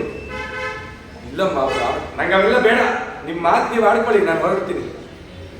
ಯಾಕೆ ಅಂತಂದ್ರೆ ಆ ಕೊಲ್ಲಾಸುರ ಎಲ್ಲ ಸ್ತ್ರೀಯರನ್ನ ತುಂಬಾ ಹಿಂಸಿಸ್ಲಿಕ್ಕೆ ಶುರು ಮಾಡ್ಬಿಟ್ಟಂತೆ. ಅದಕ್ಕೆ ಲಕ್ಷ್ಮೀದೇವಿ ತಾಳ್ಲಿಕ್ಕಾಗಲಿ. ಎಲ್ಲಿಗೆ ಹೋಗ್ತೀಯ, ಹಿಂಗೆ ಹೋಗ್ತೀನಿ, ನಾನು ಭೂಲೋಕಕ್ಕೆ ಹೋಗ್ತೀನಿ. ಭವಿಷ್ಯೋತ್ತರ ಪುರಾಣದಲ್ಲಿ ದೇವ್ರು ಯಾಕೆ ವಿಚಾರವನ್ನಿಟ್ಟ ಅಂತಂದ್ರೆ ಅವನು ಹೇಳ್ದ, ತಂದೆ ಮಗ ಇಬ್ಬರೇ ಇರ್ತಾರೆ, ತಂದೆ ಮಗನಿಂದ ದೂರ ಆಗಿ ಬೇರೆ ಬೇರೆ ಮನೇಲಿದ್ರೆ ಅದೇನು ಆಶ್ಚರ್ಯ ಅಲ್ಲ. ಯಾಕೆ ಅಂತಂದ್ರೆ ನಮ್ಮ ತಂದೆಗೂ ನನಗೂ ಆಗ ಬರಲ್ಲ, ನಾನು ಮಾಡೋದು ನಮ್ಮ ತಂದೆಗೆ ಆಗಲ್ಲ. ಅದಕ್ಕೆ ನಮ್ಮ ತಂದೆ ಒಂದ್ ಕಡೆ ಇರ್ತಾರೆ, ನಾನು ಒಂದ್ ಕಡೆ ಇದ್ದೀವಿ, ಇಬ್ರು ಒಂದೇ ಬಿಲ್ಡಿಂಗ್ ಅಲ್ಲಿ ಇದೀವಿ, ಅವ್ರ ಮೇಲಿಂದ ನಾವು ಕೆಳಗಿದೀವಿ, ಅದ್ರ ನಮಗೂ ಒಂದು ಸಂಬಂಧ ಇಲ್ಲ, ಅದೇನು ಆಶ್ಚರ್ಯ ಅಲ್ಲ. ಇಬ್ರು ಅಣ್ಣ ತಮ್ಮಂದ್ರು ಬೇರೆ ಬೇರೆ ಆಗೋದು ಆಶ್ಚರ್ಯ ಇರುತ್ತೆ. ಆದ್ರೆ ಕಲಿಯುಗದಲ್ಲಿ ಗಂಡ ಹೆಂಡತಿ ಈ ರೀತಿಯಲ್ಲಿ ಆಗ್ತಾರೆ, ಇದು ಬೇರೆ ಯಾವುದೇ ಯುಗಗಳಲ್ಲೂ ಇಲ್ಲ, ಇದು ಕೇವಲ ಕಲಿಯುಗದಲ್ಲಿ ಮಾತ್ರ. ಅದಕ್ಕೆ ಭವಿಷ್ಯೋತ್ತರ ಪುರಾಣ. ಕಲಿಯುಗದಲ್ಲಿ ಮಾತ್ರ ಗಂಡ ಹೆಂಡತಿ ಈ ತರ ಜಗಳ ಮಾಡ್ಕೊಂಡು ಬೇರೆ ಆಗಲ್ಲ, ಬೇರೆ ಯಾವುದ್ರಲ್ಲೂ ಇಲ್ಲ. ಅದಕ್ಕೆ ತೋರಿಸ್ತಾ ಇದ್ದಾನೆ, ಎಚ್ಚೆತ್ಕೊಂಡಿರಿ, ಇದು ಕಲಿ ಪ್ರಭಾವ. ನಮ್ಮ ಮಧ್ಯದಲ್ಲಿ ಎಷ್ಟೇ ಜನ ಬಂದು ಹುಡುಗಿ ಇಡ್ಲಿ, ಆದ್ರೆ ನಾವು ಸರಿಯಾಗಿ ಬದುಕಿ ನಮ್ಮ ಜೀವನ ಅರ್ಥ ಮಾಡಿಕೊಂಡು ಬದುಕಿದ್ರೆ ಪರಮಾತ್ಮನ ಅನುಗ್ರಹ ಆಗುತ್ತೆ. ನಾವು ದೂರ ಆದ್ವಿ ಅಂತಂದ್ರೆ ನಮ್ಮ ಸಾಧನೆ ನಷ್ಟ ಆಗಿ ಎಷ್ಟೋ ಜನ್ಮಗಳ ಪ್ರೇತಗಳಾಗಿರ್ತೀವಿ, ಮೋಕ್ಷವೇ ಇಲ್ಲ. ಅಗ್ನಿ ಸಾಕ್ಷಿಯಾಗಿ ಮದುವೆ ಆಗಿ ಬಿಟ್ಟೋದ್ರೆ ಅವರು ಮೋಕ್ಷವೇ ಇಲ್ಲ. ಯಾರು ಕಾರ್ಯ ಮಾಡೋರು ಯಾರು, ಎಲ್ಲಿಗೆ ಸೇರಿಸ್ತಾರೆ, ಪ್ರೇತಗಳಾಗಿ ಅನುಭವಿಸ್ಬೇಕಂತೆ. ಅನ್ನ ಆಹಾರ ಇಲ್ಲದೆ ತ್ರಾಯಿ ತ್ರಾಯಿ ಅಂತ ಕೇಳಬೇಕು. ಹಾಗಾಗಿ ಎಚ್ಚೆತ್ತು ಇರುಕಂಡೆ ಮನವೇ ಅಂತ ಸ್ವಾಮಿ. ಈ ರೀತಿ ಆಯ್ತು, ಸರಿ ಆಯ್ತು, ನೀನೇ ವೈಕುಂಠದಲ್ಲಿ ಇಲ್ಲ ಅಂದಮೇಲೆ ನಾನ್ಯಾಕೆ ವೈಕುಂಠದಲ್ಲಿ ಇರಲಿ, ನಾನು ಹೊರಡೋಗ್ತೀನಿ ಅಂತ ದೇವರು. ನಂಗೆ ಅವೆಲ್ಲ ಗೊತ್ತಿಲ್ಲ, ನೀನು ಎಲ್ಲಾರು ಹೋಗು, ನಾನಿರಲ್ಲ. ಅದಕ್ಕೇನೆ ಮೈಸೂರಲ್ಲಿ ಇದ್ದಲ್ಲ ಕವಿಗಳು, ನರಸಿಂಹಮೂರ್ತಿಗಳು ಅವ್ರು ಮಾಡಿದ್ರು, ಹೆಂಡತಿ ಕೂಡ ಮನೆಯೊಳಗಿದ್ದರೆ ಅದೇ ನನಗೆ ಕೋಟಿ ರೂಪಾಯಿ. ಪರಮಾತ್ಮ ತೋರಿಸ್ಕೊಟ್ಟ, ಲಕ್ಷ್ಮಿ ಇಲ್ಲದೆ ಇದ್ರೆ, ಯಾರು ಹೆಂಡತಿ ಇದ್ದು ಇಲ್ಲದೆ ಇರ್ತಾರಲ್ಲ ಅವ್ರು ಯಾವ ಸಾಧನೆಯನ್ನು ಮಾಡೋಕ್ಕಾಗಲ್ಲ. ಪುರುಷನಾದಂಥವನು ಸಂಕಲ್ಪ ಮಾಡಿದಾಗ ಆ ಸಂಕಲ್ಪಕ್ಕೆ ಪೂರಕವಾಗಿ ನಾನು ಆ ಜಲವನ್ನ ಬಿಡಬೇಕಲ್ಲ. ಜಲ ಬಿಡೋರೇ ಯಾರು ಇಲ್ಲ ಅಂತಂದ್ರೆ ನನ್ನ ಕಾರ್ಯ ಎಲ್ಲ ನಷ್ಟ. ಅದಕ್ಕೆ ಸ್ತ್ರೀಯರಿಗೆ ಮಾನ್ಯತೆ ಕೊಡ್ಲಿಕ್ಕೆ ಹೆಂಡತಿ ಇಲ್ಲದ ಮನೆಯಲ್ಲಿ ನಾನೂ ಇರಲ್ಲ ಅಂತ ಒಂದು ರೂಪದಲ್ಲಿ ಸ್ವಾಮಿ ಕೃಷ್ಣ ರೂಪದಿಂದ ಬಂದು ತಾನು ಭೂಲೋಕದಲ್ಲಿ ನೆಲೆಸಿದ. ಲಕ್ಷ್ಮೀದೇವಿ ಕೊಲ್ಲಾಪುರಕ್ಕೆ ಬಂದು ಆ ಕೊಲ್ಲಾಸವನ್ನು ಸಂಹಾರ ಮಾಡಿ ಎಲ್ಲ ಬಂಧನದಲ್ಲಿದ್ದ ಸ್ತ್ರೀಯರನ್ನು ಮುಕ್ತಿಗೊಳಿಸಿದ್ಲು. ಗೌತಮ ಋಷಿಗಳೇ ಅಗಸ್ತ್ಯ ಋಷಿಗಳೇ ಆಶೀರ್ವಾದ ಮಾಡಿದ್ರು. ಅವರಿಬ್ರು ಕೇಳ್ಕೊಂಡು ಗೌತಮರು ಅಗಸ್ತ್ಯರು, ಅಮ್ಮ ಇಲ್ಲಿ ಬಂದಿದ್ಯಾ, ನೀನು ಇಲ್ಲೇ ಇರು, ನಿನಗೆ ಬೇಕಾದಂತ ವ್ಯವಸ್ಥೆ ಮಾಡ್ತೀನಿ ಆಯ್ತು ಅಂತ ಹೇಳಿದ್ರು. ಅವಳು ಅಲ್ಲಿ ಧ್ಯಾನಾಸಕ್ತಳಾಗಿ ಕೂತ್ಲಂತೆ. ದೇವರೇನ್ ಮಾಡಬೇಕು? ಅಷ್ಟವಿಂಶತಿ ಮೇ ಪ್ರಾಪ್ತ ದ್ವಾಪರಾಂತ್ಯೇ ಕಲೌ ಯುಗೆ ಯಸ್ಮಿನ್ ದೇಶೇ ಯದಾ ಪ್ರೇಮ ಕಲಹೋಸ್ಯ ಪ್ರಶಮ್ಯತಿ. ದುಃಖ ಆಗೋಯ್ತಂತೆ, ಪ್ರೇಮದಿಂದ ಕಲಹ ಆಗೋದಲ್ಲ ಅಂತ ಹೇಳಿ ಆ ಕೃಷ್ಣ ರೂಪದಿಂದ ಹೊರಗಡೆ ಬಂದು ಇತಿ ಸಂಕಲ್ಪ್ಯ ಗೋವಿಂದೋ ಲೀಲಾ ಮಾನುಷ ವಿಗ್ರಹ ಮಾಯಾವಿ ಪರಮಾನಂದಂ ತ್ಯಕ್ತ್ವಾ ವೈಕುಂಠಮುತ್ತಮಂ. ಉತ್ತಮವಾದ ವೈಕುಂಠವನ್ನು ತಾನು ಬಿಟ್ಟು ತೆಕ್ವ ವೈಕುಂಠ ಭೂಲೋಕಕ್ಕೆ ಬಂದ. ಎಲ್ಲಿಗೆ ಬಂದ? ಎಲ್ಲಿ ನೆಲೆಸಿದಾನೆ? ಗಂಗಾಯ ದಕ್ಷಿಣೇ ದೇಶೇ ಯೋಜನಾನಾಂ ಶತತ್ರಯೇ ಸುವರ್ಣಮುಖಿರಿ ನಾಮ ನದೀನಾಂ ಪ್ರವರಾ ನದಿ. ಎಲ್ಲಿಗೆ ಬಂದ ಅಂತಂದ್ರೆ ಎಲ್ಲರೂ ಹೇಳೋದಂತೆ, ಗಂಗೆ ನದಿ, ಗಂಗಾ ಹರಿತಾಳಲ್ಲ, ಗಂಗಾ ಸಮೀಪದಲ್ಲೇ ಅವತಾರ ಮಾಡಿದ್ಯಾ. ಕೃಷ್ಣ ರೂಪನೂ ಅಲ್ಲೇ ಮಾಡಿದೆ ಯಮುನಾ ತೀರದಲ್ಲಿ, ಅದು ಗಂಗೆಗೆ ಸೇರ್ತಾಳೆ. ರಾಮಾವತಾರನು ಅಯೋಧ್ಯೆ, ಅದು ಗಂಗಾ ಯಮುನಾ ಮಧ್ಯಗಳಲ್ಲೇ ನೀನು ಅವತಾರ ಮಾಡಿದ್ಯಾ. ಬರೀ ಉತ್ತರ ದೇಶಕ್ಕೆ ನಿನ್ನ ಪ್ರೇಮ, ದಕ್ಷಿಣ ದೇಶಕ್ಕೆ ಬಾಂಧವಂತೆ. ಅದಕ್ಕೆ ದೇವರು ಸರಿ ಆಯ್ತು, ದಕ್ಷಿಣ ದೇಶಕ್ಕೆ ಬರ್ತೀನಿ, ಎಲ್ಲಿಗೆ ಬಂದಿ ಅಂತ ಚಿಂತನೆ ಮಾಡಿ ಶ್ರೀ ವೆಂಕಟಗಿರಿನಾಮ ವರ್ತದೆ ಪುಣ್ಯಕಾನನ ಶುಕಸ್ಯ ವರದ ಪುಣ್ಯ ಅಗಸ್ತ್ಯ ಮುನಿ ಪೂಜಿತ ತಸ್ಯ ಏವೋತ್ತರೆ ತೀರೆ ಕ್ರೋಶಾರ್ಥ ದ್ವಯ ಮಾತೃಕೆ. ಎಲ್ಲರೂ ಪ್ರಾರ್ಥನೆ ಮಾಡ್ತಿದ್ದಾರಂತೆ, ಇಲ್ಲಿಗೆ ಬಾ ಇಲ್ಲಿಗೆ ಬಾ ಇಲ್ಲಿಗೆ ಬಾ ಅಂತ. ಸರಿ ಆಯ್ತು ಬರ್ತೀನಿ ಅಂತ ಎಲ್ಲಿಗೆ ಬಂದ ದೇವರು? ಶೇಷಾಚಲಕ್ಕೆ ಬಂದಂತೆ. ಶೇಷಭಾರತ ಸಂವಾದ ಅದಾಗತ ಪುಣ್ಯಕಾನನ. ಮೊನ್ನೆ ಹೇಳಿದೆ, ಶೇಷ ಮತ್ತೆ ವಾಯುದೇವರಲ್ಲಿ ಇದ್ದಂತ ಗಲಾಟೆ. ಆಗ ಆ ಶೇಷದೇವರ ಅಹಂಕಾರ ನಿವೃತ್ತಿಯಾಗಿ ಆ ಮೇರು ಪರ್ವತದ ಕುಡಿ ಇಲ್ಲಿ ಬಂದು ಬಿತ್ತಲ್ಲ, ಇಲ್ಲಿ ಶೇಷದೇವರ ಸಂವಿಧಾನ. ನಾನು ಯಾವತ್ತೇ ಎಲ್ಲೇ ಹೋದ್ರೆ ಶೇಷದೇವರ ಮನೆಗೆ ಹೋಗಿ ದೇವ್ರು ಹೇಳಲ್ಲ. ಎಷ್ಟೋ ಜನ ಭೂಲೋಕಕ್ಕೆ ಬರ್ತೀನಿ ಅನ್ನೋ ವಿಚಾರ ತಿಳಿದು ಎಲ್ಲ ಅಂದ್ರಂತೆ, ದೇವರೇ ನಮ್ಮನೆ ಬಾ, ನಮ್ಮನೇಲಿ ವಾಸ ಮಾಡಿ, ನಮ್ಮನೇಲಿ ವಾಸ ಮಾಡಿ. ಅದ್ರ ಶೇಷ ದೇವ್ರ ಕಂಡೀಷನ್ ಹಾಕ್ಬಿಟ್ರಂತ, ನೀ ಭೂಲೋಕಕ್ಕೆ ಹೋದ್ರೆ ನನ್ನ ಬಿಟ್ಟು ಹೋಗೋಗಿಲ್ಲ, ನನ್ನ ಜೊತೆ ನನ್ನ ಮನೆಯಲ್ಲೇ ನೀನು ಇರಬೇಕು. ಹಾಗಾಗಿ ನಿನಗಾಗಿ ನಾನು ಹುತ್ತವನ್ನು ನಿರ್ಮಾಣ ಮಾಡ್ತೀನಿ ಅಂತ ಹೇಳಿ 9 ಅಡಿ ಹುತ್ತವನ್ನು ನಿರ್ಮಾಣ ಮಾಡಿದ್ರು ಶೇಷದೇವರು. ಯಾಕೆ ಶೇಷದೇವರಿಗೆ ಅಷ್ಟೊಂದು ಪ್ರಾಧಾನ್ಯತೆ ಅಂದರೆ, ಶೇಷದೇವರು ಕೇಳೋದಂತೆ, ಸ್ವಾಮಿ ನನ್ನ ಅಹಂಕಾರಗಳೆಲ್ಲ ಬಂಧನೆ ಆಯಿತು, ರುದ್ರದೇವರಾಗಿ ನಾನೇ ತಪಸ್ಸು ಮಾಡಿದೆ, 10 ಕಲ್ಪದಿ ಲವಣ ಜಲದಿಯೋಳು ಉತ್ತಮ ಶ್ಲೋಕನ ರಚಿಸಿ ಕೃತಕೃತ್ಯನಾಗಿ ಜಗತ್ಪತಿಯನೇ ಮದಿಕು ಶಾಸ್ತ್ರಗಳ ಬಿತ್ತರಿಸಿ ಮೋಹಿಸಿ ದುರಾತ್ಮರ ನಿತ್ಯ ನಿರಯ ನಿವಾಸ ನೆನೆಸಿದ ಕೃತಿವಾಸಗೆ ನಮಿಪೆ ಶೇಷ ಪದಾರ್ಹನವುದೆಂದು. 10 ಕಲ್ಪದಿ ಲವಣ ಜಲಿ, ಉಪ್ಪು ಸಮುದ್ರದಲ್ಲಿ 10 ಕಲ್ಪದಲ್ಲಿ ಸಾಧನೆ ಮಾಡಿ 40 ಕಲ್ಪದಲ್ಲಿ ಪೂರ್ತಿ ಸಾಧನೆಗೆ ಮೀಸಲಿಟ್ಟು ಆ ಪರಮಾತ್ಮನ ನಿನ್ನ ಅನುಗ್ರಹಕ್ಕಾಗಿ ನಾನು ತಪಸ್ಸು ಮಾಡಿದ್ದೀನಿ, ಇವಾಗ ಶೇಷ ಪದವಿಗೆ ಬಂದಿದ್ದೀನಿ, ದಯವಿಟ್ಟು ನಿನ್ನ ಅಂಗಸಂಗ ಸ್ಪರ್ಶ ಯಾವಾಗಲೂ ಇದೆ. ಅದಕ್ಕೆ ರೂಢಿ ಬಂದ್ಬಿಟ್ಟು ದೇವರಿಗೆ ಮಾತು ಕೊಟ್ಟಿದ್ದಕ್ಕೆ ನಾವೆಲ್ಲ ದೇವರ ಪೂಜೆ ಆದ್ಮೇಲೆ ಭುಜಂಗಿಸೋದು ಅಂತ ಹೇಳ್ತೀವಲ್ಲ. ಏನಂದ್ರೆ ಭುಜಂಗ ಅಂದ್ರೆ ಅಲ್ಲೇ ನೋಡಿ ಶೇಷ, ಭುಜಂಗ ಅಂದ್ರೆ ಪರಮಾತ್ಮನ ಆ ಪೆಟ್ಟಿಗೆ ಇದೆಯಲ್ಲ ದೇವರ ಪೆಟ್ಟಿಗೆ ಅಂತ, ಅದು ಬಿದಿರಿಂದೇ ಆಗಿರ್ಬೇಕು. ಬಂಗಾರ ಸಂಪುಷ್ಟ ಇಟ್ರು ಬಿದಿರಿಂದೇ ಆಗಿರ್ಬೇಕು. ಯಾಕಂದ್ರೆ ಬಿದಿರು ಇದೆಯಲ್ಲ ಅದು ಶೇಷದೇವರ ಗಿಡ. ಬಿದಿರಿಗೆ ಸಂಬಂಧಪಟ್ಟ ಶೇಷದೇವರು ಆ ಬಿದಿರಿಗೆ ನಿಯಾಮಕರಾದ ದೇವರು. ಅದಕ್ಕೆ ಆ ಬಿದಿರಿನಿಂದನೇ ಮಾಡಿ ಅಲ್ಲಿ ಮಲಗಿಸೋದಕ್ಕೆ ಭುಜಂಗಿಸೋದು ಅಂತ ಕರೀತೀವಿ. ಅಂದ್ರೆ ಯಾವತ್ತೂ ಕೂಡ ಪರಮಾತ್ಮ ಶಯ್ಯ ಮಾಡ್ತಕ್ಕಂಥದ್ದು ಶೇಷದೇವರ ಮೇಲೆ. ಹಾಗಾಗಿ ಶೇಷಗಿರಿಗೆ ಬಂದೆ ಅಂತ ಹೇಳಿದ 25,000 ವರ್ಷ ಅಲ್ಲಿ ತಾನಿದ್ದಂತೆ. ಸರಿ ಅಲ್ಲೇ ಇದ್ದ. ಆ ವೆಂಕಟಗಿರಿಗೆ ಬಂದಲ್ಲ, ಆ ವೆಂಕಟಗಿರಿಯನ್ನ 1 ನಿಮಿಷ ಹೊರಡಿಸ್ತೀನಿ ಅಂತಂದ್ರು. ವದನಂ ವೆಂಕಟಗಿರಿ ನರಸಿಂಹಾಚಲ ಮಧ್ಯಮ ಶ್ರೀಶೈಲ ಪುಚ್ಚಭಾಗಸ್ತು ಸರ್ವಕ್ಷೇತ್ರಮ ಯೋಗಿರಿ. ಈ ಗಿರಿ ಇದೆಯಲ್ಲ ಎಲ್ಲಿಂದ ಎಲ್ಲಿವರೆಗೂ ಇದೆ ಗೊತ್ತಿದ್ಯಾ? ಇದು ಆದಿಶೇಷನ ತರ ಇದೆ. ಆದಿಶೇಷ ಪರ್ವತ ಅಂತ ಇದನ್ನು ಕರೆದಿರೋದು. ಮನೆಗೆ ಹೋಗಿ ಗೂಗಲ್ ಮ್ಯಾಪ್ ಓಪನ್ ಮಾಡಿ ಅದು ಯಾವ ರೀತಿ ಕಾಣುತ್ತೆ ಅಂತಂದ್ರೆ ಶೇಷನಂತೆ ಕಾಣುತ್ತೆ. ಆ ಮುಖಭಾಗ ಇದೆಯಲ್ಲ, ಆ ಮುಖಭಾಗನೇ ವೆಂಕಟಗಿರಿ ಅಂತ. ವದನಂ ವೆಂಕಟಗಿರಿ. ಆ ವದನ ಮುಖಕ್ಕೆ ಅಂದ್ರೆ ತಲೆಗೆ ಕಿರೀಟ ಭಾಗ ಇದೆಯಲ್ಲ ಅದೇ ಕಾಳಹಸ್ತಿ. ಆ ಶೇಷ ಭಾಗದ ಹೊಟ್ಟೆ ಭಾಗ ಇದೆಯಲ್ಲ, ಮಧ್ಯಮ ನೃಸಿಂಹಾಚಲ. ಆ ಮಧ್ಯಭಾಗ ಯಾವುದು ಅಂದ್ರೆ ಅದು ಅಹೋಬಿಲ ಕ್ಷೇತ್ರ, ಶ್ರೀಶೈಲ ಪುಚ್ಚ ಭಾಗಸ್ತು. ಆ ಪರ್ವತದ ತುದಿ ಭಾಗ ಇದೆಯಲ್ಲ, ಪುಚ್ಚ ಭಾಗ, ಅದೇ ಶ್ರೀಶೈಲ. ಈ ಮೂರು ಕ್ಷೇತ್ರಗಳನ್ನ ಯಾರು ಸಂಚಾರ ಮಾಡ್ತಾರೋ ಸರ್ವಕ್ಷೇತ್ರಮಯೋ ಗಿರಿ, ಅದನ್ನ ನಲ್ಲಮಲ್ಲ ಫಾರೆಸ್ಟ್ ಅಲ್ಲಿ ಕರೀತಾರೆ. ಅದನ್ನ ನೀವು ನೋಡ್ರಿ, ಇದರಲ್ಲಿ ಹೇಗಿದೆ ಅದೇ ರೀತಿ ಇದೆ. ಆ ಶೇಷಗಿರಿ ಅಂತ ಇದೆಯಲ್ಲ, ಅದನ್ನ ನಾವು ಗಮನಿಸಿದ್ರೆ 5 ಹೆಡೆ ಸರ್ಪ ಇದ್ದಾಗೆ ಇದೆ. ಆ ಪರ್ವತದ ಮಧ್ಯಭಾಗದಲ್ಲಿ ಓಂಕಾರ ಇದೆ. ಇದೇ ಭವಿಷ್ಯೋತ್ತರ ಪುರಾಣದಲ್ಲಿ ಬರುತ್ತೆ, ಆ ಪರ್ವತ ಮಧ್ಯಭಾಗದಲ್ಲಿ ಓಂಕಾರ ಇದೆ ಅಂತ. ನಾವು ಯಾರೋ ಅದನ್ನು ಗಮನಿಸಿಲ್ಲ. ನೀವು ಗೂಗಲ್ ಮ್ಯಾಪ್ ತೆಗೆದು ನೋಡ್ರಿ, ಅದ್ರಲ್ಲಿ ಹಾಗೆ ಓಂಕಾರ ಇದೆ. ಅಂದ್ರೆ ಯಾರು ಪುರಾಣದಲ್ಲಿ ಬರೆದಿಟ್ಟಿರೋದು ಸುಮ್ಮನೆ ಹಾಗೆ ಬರೆದಿಟ್ಟಿಲ್ಲ, ಪ್ರಮಾಣಬದ್ಧವಾಗಿದೆ. ಅದನ್ನ ನಾವು ನೋಡ್ಬೋದು, ಈ ರೀತಿ ಇದೆಯಪ್ಪ ಅಂತ. ವೆಂಕಟಗಿರಿ ವದನದಲ್ಲಿ ಸ್ವಾಮಿ ಇದ್ದಾನೆ. ಸರ್ವವೃಕ್ಷ ಸಮಾಕೀರ್ಣ ಸರ್ವಧಾತು ವಿಭೂಷಿತ ಕುಂದಮಂದಾರ್ ಪಸನ ವೃಕ್ಷೋದುಂಬರ ಕಿಂಶುಕೈ. ಈ ವೆಂಕಟಗಿರಿಯಲ್ಲಿ ಎಲ್ಲ ಸರ್ವೌಷಧಿಯುಕ್ತವಾಗಿರ್ತಕ್ಕಂಥ ಗಿಡಗಳಿದೆ. ಧವಳದಂತೆ ಶೋಭಿಸುತ್ತಿರ್ತಕ್ಕಂಥ ಜಲಾಶಯಗಳಿದೆ. ಎಲ್ಲ ಹಂಸಗಳು ಕೂಡ ಇಲ್ಲಿ ಓಡಾಡ್ತಿದೆ. ಸಿಂಹ ಇದೆ, ಶಾರ್ದೂಲ ಇದೆ, ಕ್ರೀಡ ಮಾತಂಗ ವಾನರೈ ಜಂಬುಕೈಶ್ಚೈವ, ಎಲ್ಲ ಪ್ರಾಣಿಗಳು ಇಲ್ಲಿದೆ. ಮುಖ್ಯವಾಗಿ ಕಸ್ತೂರಿ ಮೃಗ ವಾಸಿತ, ಕಸ್ತೂರಿ ಮೃಗ ಅಂತಿದೆ. ಪರಮಾತ್ಮನಿಗೆ ತಿರುಪ್ತಿ ನೀವು ಹೋದ್ರೆ ನೋಡೋದೇ ಒಂದು ಕ್ಷಣ. ಆದರೂ ಅದರ ಕಾರಣ ನಾಮ ಇದೆಯಲ್ಲ, ಬೆಳ್ಳಗಿಟ್ಟಿದಾರಲ್ಲ, ಅದು ಪಚ್ಕರ್ಪುರ. ಪಚ್ಕರ್ಪುರ ಏನು ಮಾಡ್ತಾರೆ ಅಂದ್ರೆ, ಶುದ್ಧವಾದ ಪಚ್ಕರ್ಪುರವನ್ನ ಒಂದು ಉದ್ದರಣೆ ನೀರು ಹಾಕಿ ಅಥವಾ ತುಪ್ಪ ಹಾಕಿ ಅದನ್ನು ತೇಯ್ತಾರೆ. ಆಗೇನಾಗುತ್ತೆ ಅಂದ್ರೆ ಗಟ್ಟಿ ಆಗುತ್ತೆ. ಈ ಅಕ್ಕಿ ಹಿಟ್ಟನ್ನ ಕಲಿಸ್ತೀವಲ್ಲ, ಆ ಥರ ಆಗುತ್ತೆ. ಅದನ್ನ ನಾಮ ಇಟ್ಟು ಮಧ್ಯದಲ್ಲಿ ತಿಲಕ ಇಡ್ತಾರಲ್ಲ, ಅದು ಯಾವ ತಿಲಕ ಅಂತಂದ್ರೆ ಕಸ್ತೂರಿ ಮೃಗದ ಕಸ್ತೂರಿ. ಏನದು ಕಸ್ತೂರಿ ಅಂತಂದ್ರೆ, ಕಸ್ತೂರಿ ಅಂತ ಒಂದು ಮೃಗ ಇದೆ, ಜಿಕ್ಕೆ ಇದ್ದಾಗ ಇರುತ್ತೆ. ಅದ್ರ ಕಾಲಿನಲ್ಲಿ ಒಂದು ಗಡ್ಡೆ ಬೆಳ್ಕೊಳ್ಳುತ್ತೆ ತಾನಾಗಿ. ಅದೇನ್ ಮಾಡುತ್ತೆ ಅಂತಂದ್ರೆ, ಬಲಿಯೋ ತನಕ ಆ ಗಿಡಕ್ಕೆ ಈ ಗಿಡಕ್ಕೆ ತಾಗಿಸ್ಕೊಂಡು ಓಡಾಡ್ತಾ ಇರುತ್ತೆ.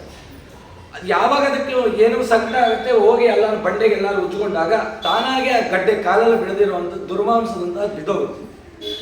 ಆ ಭಾಗ ಇದೆಯಲ್ಲ, ಆ ದುರ್ಮಾಂಸದ ಭಾಗ, ಅದನ್ನ ಒಡೆದ್ರೆ ಅದರೊಳಗಡೆ ಪರಿಮಳಯುಕ್ತವಾಗಿರ್ತಕ್ಕಂಥ ಒಂದು ಪುಡಿ ಇದೆ. ಅದಕ್ಕೆ ಕಸ್ತೂರಿ ಕುಂಕುಮ ಅಂತ ಕರೀತಾರೆ. ಆ ಮೃಗ ಶ್ರೀನಿವಾಸ ಹೇಳ್ದ, ಅದನ್ನ ಬಲಾತ್ಕಾರ ಮಾಡಿ ಕಿತ್ತೋ ಆಗಿಲ್ಲ, ಅದಾಗೆ ಬೀಳಬೇಕು. ಅದನ್ನ ತೆಗೆದಾಗ ಅದರಲ್ಲಿ ಆ ಕುಂಕುಮ ಇದೆಯಲ್ಲ, ಅದನ್ನ ನಾನು ಧಾರಣೆ ಮಾಡ್ತೀನಿ. ಇದೇ ಶ್ರೀಪಾದರಾಜರು ಮಾಡಿದ್ರು. ಮುತ್ತಿನ ಕವಚ ಮೇಲ್ಕುಲಾವಿ ನವರತ್ನ ಕೆತ್ತಿದ ಕರ್ಣ ಕುಂಡಲ ಕಸ್ತೂರಿ ತಿಲಕ ಶ್ರೀಗಂಧ ಲೇಪನ. ಕಸ್ತೂರಿ ತಿಲಕವನ್ನ ಇಟ್ಕೋತಿದ್ರಂತೆ ಶ್ರೀಪಾದರಾಜರು. ಅಂದ್ರೆ ವೈಭವ ಅಂತ, ಪರಮಾತ್ಮನ ಪ್ರಸಾದ ಅಂತ ಸ್ವೀಕಾರ ಮಾಡ್ತಿದ್ರು. ನಾವು ಕಸ್ತೂರಿ ಆಗಿ ಅದಕ್ಕೆ ಹೇಳಿದ್ರು ಏನಂತ ಅಲ್ವಾ, ಬೇಡ ಅದು ಯಾಕೆ ಸುಮ್ಮನೆ. ಹಾಗೆ ಕಸ್ತೂರಿ ಅನ್ನೋದು ಅಷ್ಟು ಪರಿಮಳ ಅಂತ, ಅದು ಪ್ರತಿನಿತ್ಯದಲ್ಲಿ ಉಪಾಸನೆ ಮಾಡಬೇಕು ಅಂಥದ್ದು.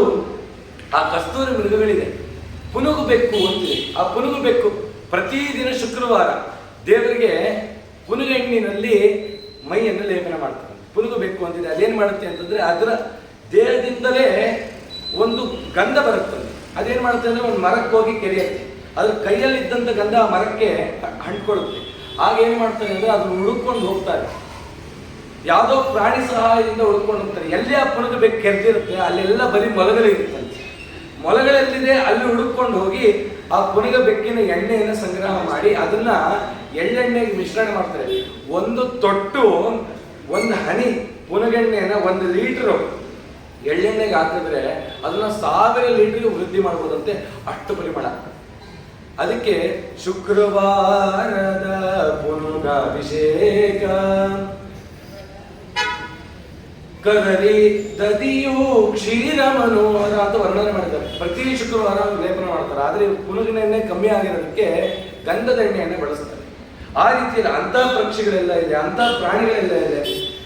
ಮಲ್ಲಿಕಾ ಮಾಲತಿ ಜಾಜಿ ನಂದ್ಯವರ್ತ ವಿರಾಜಿತ ಚಂಪಕ ಅಶೋಕ ಪುನ್ನಾಗಾಹ ಕೇತಕೈ ಸ್ವರ್ಣಕೇತಕೈ. ಎಂಥ ಮರಗಳಿಂದ ಶೋಭಾಯಮಾನವಾದಂತಹ ವೆಂಕಟಗಿರಿಯಲ್ಲಿ ಆ ಹುತ್ತದಲ್ಲಿ ವಾಸ ಮಾಡಲಿಕ್ಕೆ ಶ್ರೀನಿವಾಸ ಬಂದ.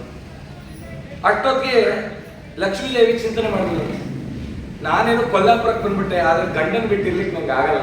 ಯಾಕಂದ್ರೆ ಬೆಳಗಾಗಿದ ತಕ್ಷಣ ನನ್ನ ಗಂಡಂಗೆ ಬೆಡ್ ಕಾಫಿ ಬೇಕು, ಆದರೆ ನನ್ನ ಗಂಡ ಕಾಫಿ ಕುಡಿಯಲ್ಲ, ಹಾಲು ಕುಡಿತಾರೆ, ಬೆಳಗಾಗೈತೆ ಅವ್ನಿಗೆ ಹಾಲು ಕೊಡಬೇಕು ಅಂತ ಹೇಳಿ ಆ ಲಕ್ಷ್ಮೀ ದೇವಿ ಗೋಪಾಲಿ ಆದಳು. ಯಾಕೆ ಗೋಪಾಲಿ ಆದ್ಲು ಅಂತಂದ್ರೆ, ರುಕ್ಮಿಣಿ ದ್ವಾರಕಾದಲ್ಲಿ ಇದ್ದ ಕಾಲಕ್ಕೆ ದ್ವಾರಕಾದ ಯಾರೋ ಜನರು ಬಂದು, ಉತ್ತಮ ಜನರು ಬಂದು ಕರೆದಂತೆ, ನಮ್ಮನೇಲಿ ಇವತ್ತು ವರಮಹಾಲಕ್ಷ್ಮಿ ರುಕ್ಮಿಣಿ ನೀನು ಬಂದು ನಮ್ಮನೇಲಿ ಅರ್ಶನ ಕುಂಕುಮ ಸ್ವೀಕಾರ ಮಾಡಿ ತಾಂಬೂಲ ಸ್ವೀಕಾರ ಮಾಡಬೇಕು. ರುಕ್ಮಿಣಿ ದೇವಿ ಹೋದ್ನಂತೆ. ಹೋದ್ರು, ಎಲ್ಲ ಆಯ್ತು. ಕುಂಕುಮ ಹಚ್ಚೋ ಕಾಲಕ್ಕೆ ಒಂದು ವಿಷವನ್ನು ಹಚ್ಚಲಿಕ್ಕೆ ಪ್ರಾರಂಭ ಮಾಡೋದಂತೆ. ನಿಮ್ ಗಂಡ ಕೃಷ್ಣ ಅಲ್ವಾ? ಹೌದು, ನನ್ನ ಗಂಡ ಕೃಷ್ಣ. ಅಯ್ಯೋ, ಆ ಕೃಷ್ಣ ದನ ಕಾಯ್ತಿದ್ದವನು, ಅವಳು ಗೊತ್ತೇ ಇಲ್ಲ ವಿಚಾರ. ಯಾಕೆ ಅಂದ್ರೆ ಅವನು ಮಥುರಾದಲ್ಲಿದ್ದಾಗ ರುಕ್ಮಿಣಿ ಕೃಷ್ಣನನ್ನು ಕಂಡಿಲ್ಲ, ದ್ವಾರಕಾಗ್ ಬಂದ್ಮೇಲೆ ಕಂಡಿದ್ದು. ಹಾಗಾಗಿ ದ್ವಾರಕಾಧೀಶ ಅವನ ಮಹಾರಾಜ ಅನ್ಕೊಂಡ್ಬಿಟ್ಟಿದ್ಲು. ಆಗ ಹೇಳೋದಂತೆ, ಅವನು ಕಳತನ ಮಾಡ್ತಿದ್ದ, ಆಕಳುಗಳ ಮಧ್ಯೆ ಎಲ್ಲ ನಿಂತ್ಕೊಂಡ್ಬಿಟ್ಟಿದ್ದ. ಅವಳಿಗೆ ಬೇಸರ ಆಯ್ತು, ಏನಪ್ಪ ಹೀಗೆಲ್ಲ ಮಾತಾಡ್ಬಿಟ್ರಲ್ಲ. ಅವಳಿಗೆ ಏನ್ ಬೇಸರ ಆಯ್ತು ಅಂದ್ರೆ, ನನ್ನ ಗಂಡನ ಬಗ್ಗೆ ಹೆಂಗ್ ಮಾತಾಡಿದ್ರು ಅಂದಲ್ಲ, ಅವನು ಗೋಪಾಲ ಆದಾಗ ನಾನು ಗೋಪಾಲಿ ಆಗಿಲ್ವೇ ಅಂತ.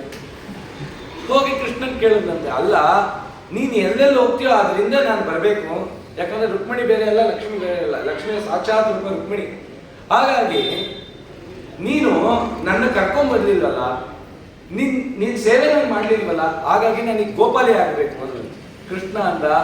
ಒಂದ್ ಕೆಲಸ ಮಾಡು, ಮುಂದೆ ರುಕ್ಮಿಣಿ ನಿನ್ ಜೊತೆ ಕಲ್ಯಾಣ ಆಗ್ಬೇಕು, ಮುಂದೆ ನೀನೇ ನಿಂತು ಒಂದು ಕಲ್ಯಾಣ ಮಾಡಬೇಕು. ಆಗ ನಾನು ಶ್ರೀನಿವಾಸನಾಗಿ ಬರ್ತೀನಿ, ಆಗ ನಾನು ಹುತ್ತದಲ್ಲಿರ್ತೀನಿ 25,000 ವರ್ಷ. ಆಗ ಗೋಪಾಲಿಯಾಗಿ ಬಂದು ನನಗೆ ಹಾಲು ಕೊಡು. ಅದಕ್ಕೆ ಭವಿಷ್ಯೋತ್ತರ ಪುರಾಣ ಹೇಳ್ತು, ಗೋಪಾಲಿ ಕಮಲಾಲಯ. ಆ ಕಮಲಾದೇವಿ ಗೋಪಾಲಿಯಾಗಿ ಬಂದಂತೆ. ಅವಳೇನೋ ಗೋಪಾಲಿಕೆಯಾಗಿ ಬಂದು, ಹಸು ಬೇಕಲ್ಲ, ಎಲ್ಲಿಂದ ತರಲಿ? ಬ್ರಹ್ಮದೇವರನ್ನು ಕೇಳಿದ್ರು. ಬ್ರಹ್ಮ ಒಂದು ಕೆಲಸ ಮಾಡು, ನೀನು ಆಕಳ ಅಲ್ವಾ, ನಿನ್ನ ಆ 4 ಮೊಲೆಗಳಿದೆಯಲ್ಲ, ಆ 4 ಮೊಲೆಯಿಂದ ನೀನು ಸುರಿಸ್ತಕ್ಕಂಥ ಹಾಲೇ 4 ವೇದಗಳು. ಹಾಗಾಗಿ ನೀನು ಬಾ, ಯಾಕಂದ್ರೆ ಅವನು ವೇದಗಮ್ಯ, ಅವನು ಕುಡಿಯೋದೇ ವೇದವನ್ನ. ಹಾಗಾಗಿ ನೀನು ಬಾ. ಯಾವ ಹಸು ಹಾಲು ಕೊಡುತ್ತೆ? ಕರು ಇರುವಂತ ಹಸು ಹಾಲು ಕೊಡೋದು, ಗೊಡ್ಡ ದನಗಳಲ್ಲ. ಹಾಗಾಗಿ ಕರು ಯಾರು? ರುದ್ರದೇವರು ಬಂದಂತೆ, ಅಮ್ಮ ನಾನು ರೆಡಿ, ನಾನು ಆಗ್ಲೇ ಬಟ್ಟೆ ಹಾಕೊಂಡು ರೆಡಿ ಆಗ್ಬಿಟ್ಟಿದ್ದೀನಿ. ಸರಿ, ಆ ರುದ್ರದೇವರು ಬಂದ್ರು. ಹೇಗೆ ಬ್ರಹ್ಮದೇವರು ಬಂದ್ರು ಅಂತಂದ್ರೆ, ಕಪಿಲ ಗೋವಾಗಿ ಬಂದ್ರಂತೆ. ಕಪಿಲ ಗೋವು ಹೇಗಿರುತ್ತೆ ಅಂತಂದ್ರೆ, ಅದ್ರ ಕೊಂಬು ಗಡ್ಡೆ ಆಗಿರುತ್ತೆ, ಬಂಗಾರ ವರ್ಣ. ಅದೇನಾದ್ರು ಸೂರ್ಯನ ಕಿರಣ ಅದ್ರ ಮುಂದೆ ಬಿದ್ದರೆ ಬಂಗಾರ ಹೊಡೆದಾಗ ಹೊಡೆಯುತ್ತೆ. ಕೃಷ್ಣ ಇದ್ದಿದ್ದೇ ಕಪಿಲಾಸುರ. ನಾವು ಗೋದಾನ ಅಂತ ಮಾಡ್ತೀವಲ್ಲ, ವೈತರಣಿ ಗೋ. ಯಾವ ಗೋದಾನ ಮಾಡಬೇಕು ಅಂದ್ರೆ ಕಪಿಲ ಗೋವೇ ದಾನ ಮಾಡು ಅಂತ ಹೇಳಿದೆ ಗರುಡ ಪುರಾಣ. ಹಾಗಾಗಿ ಅಂತ ಆಕಳು ಬಂದಂತೆ.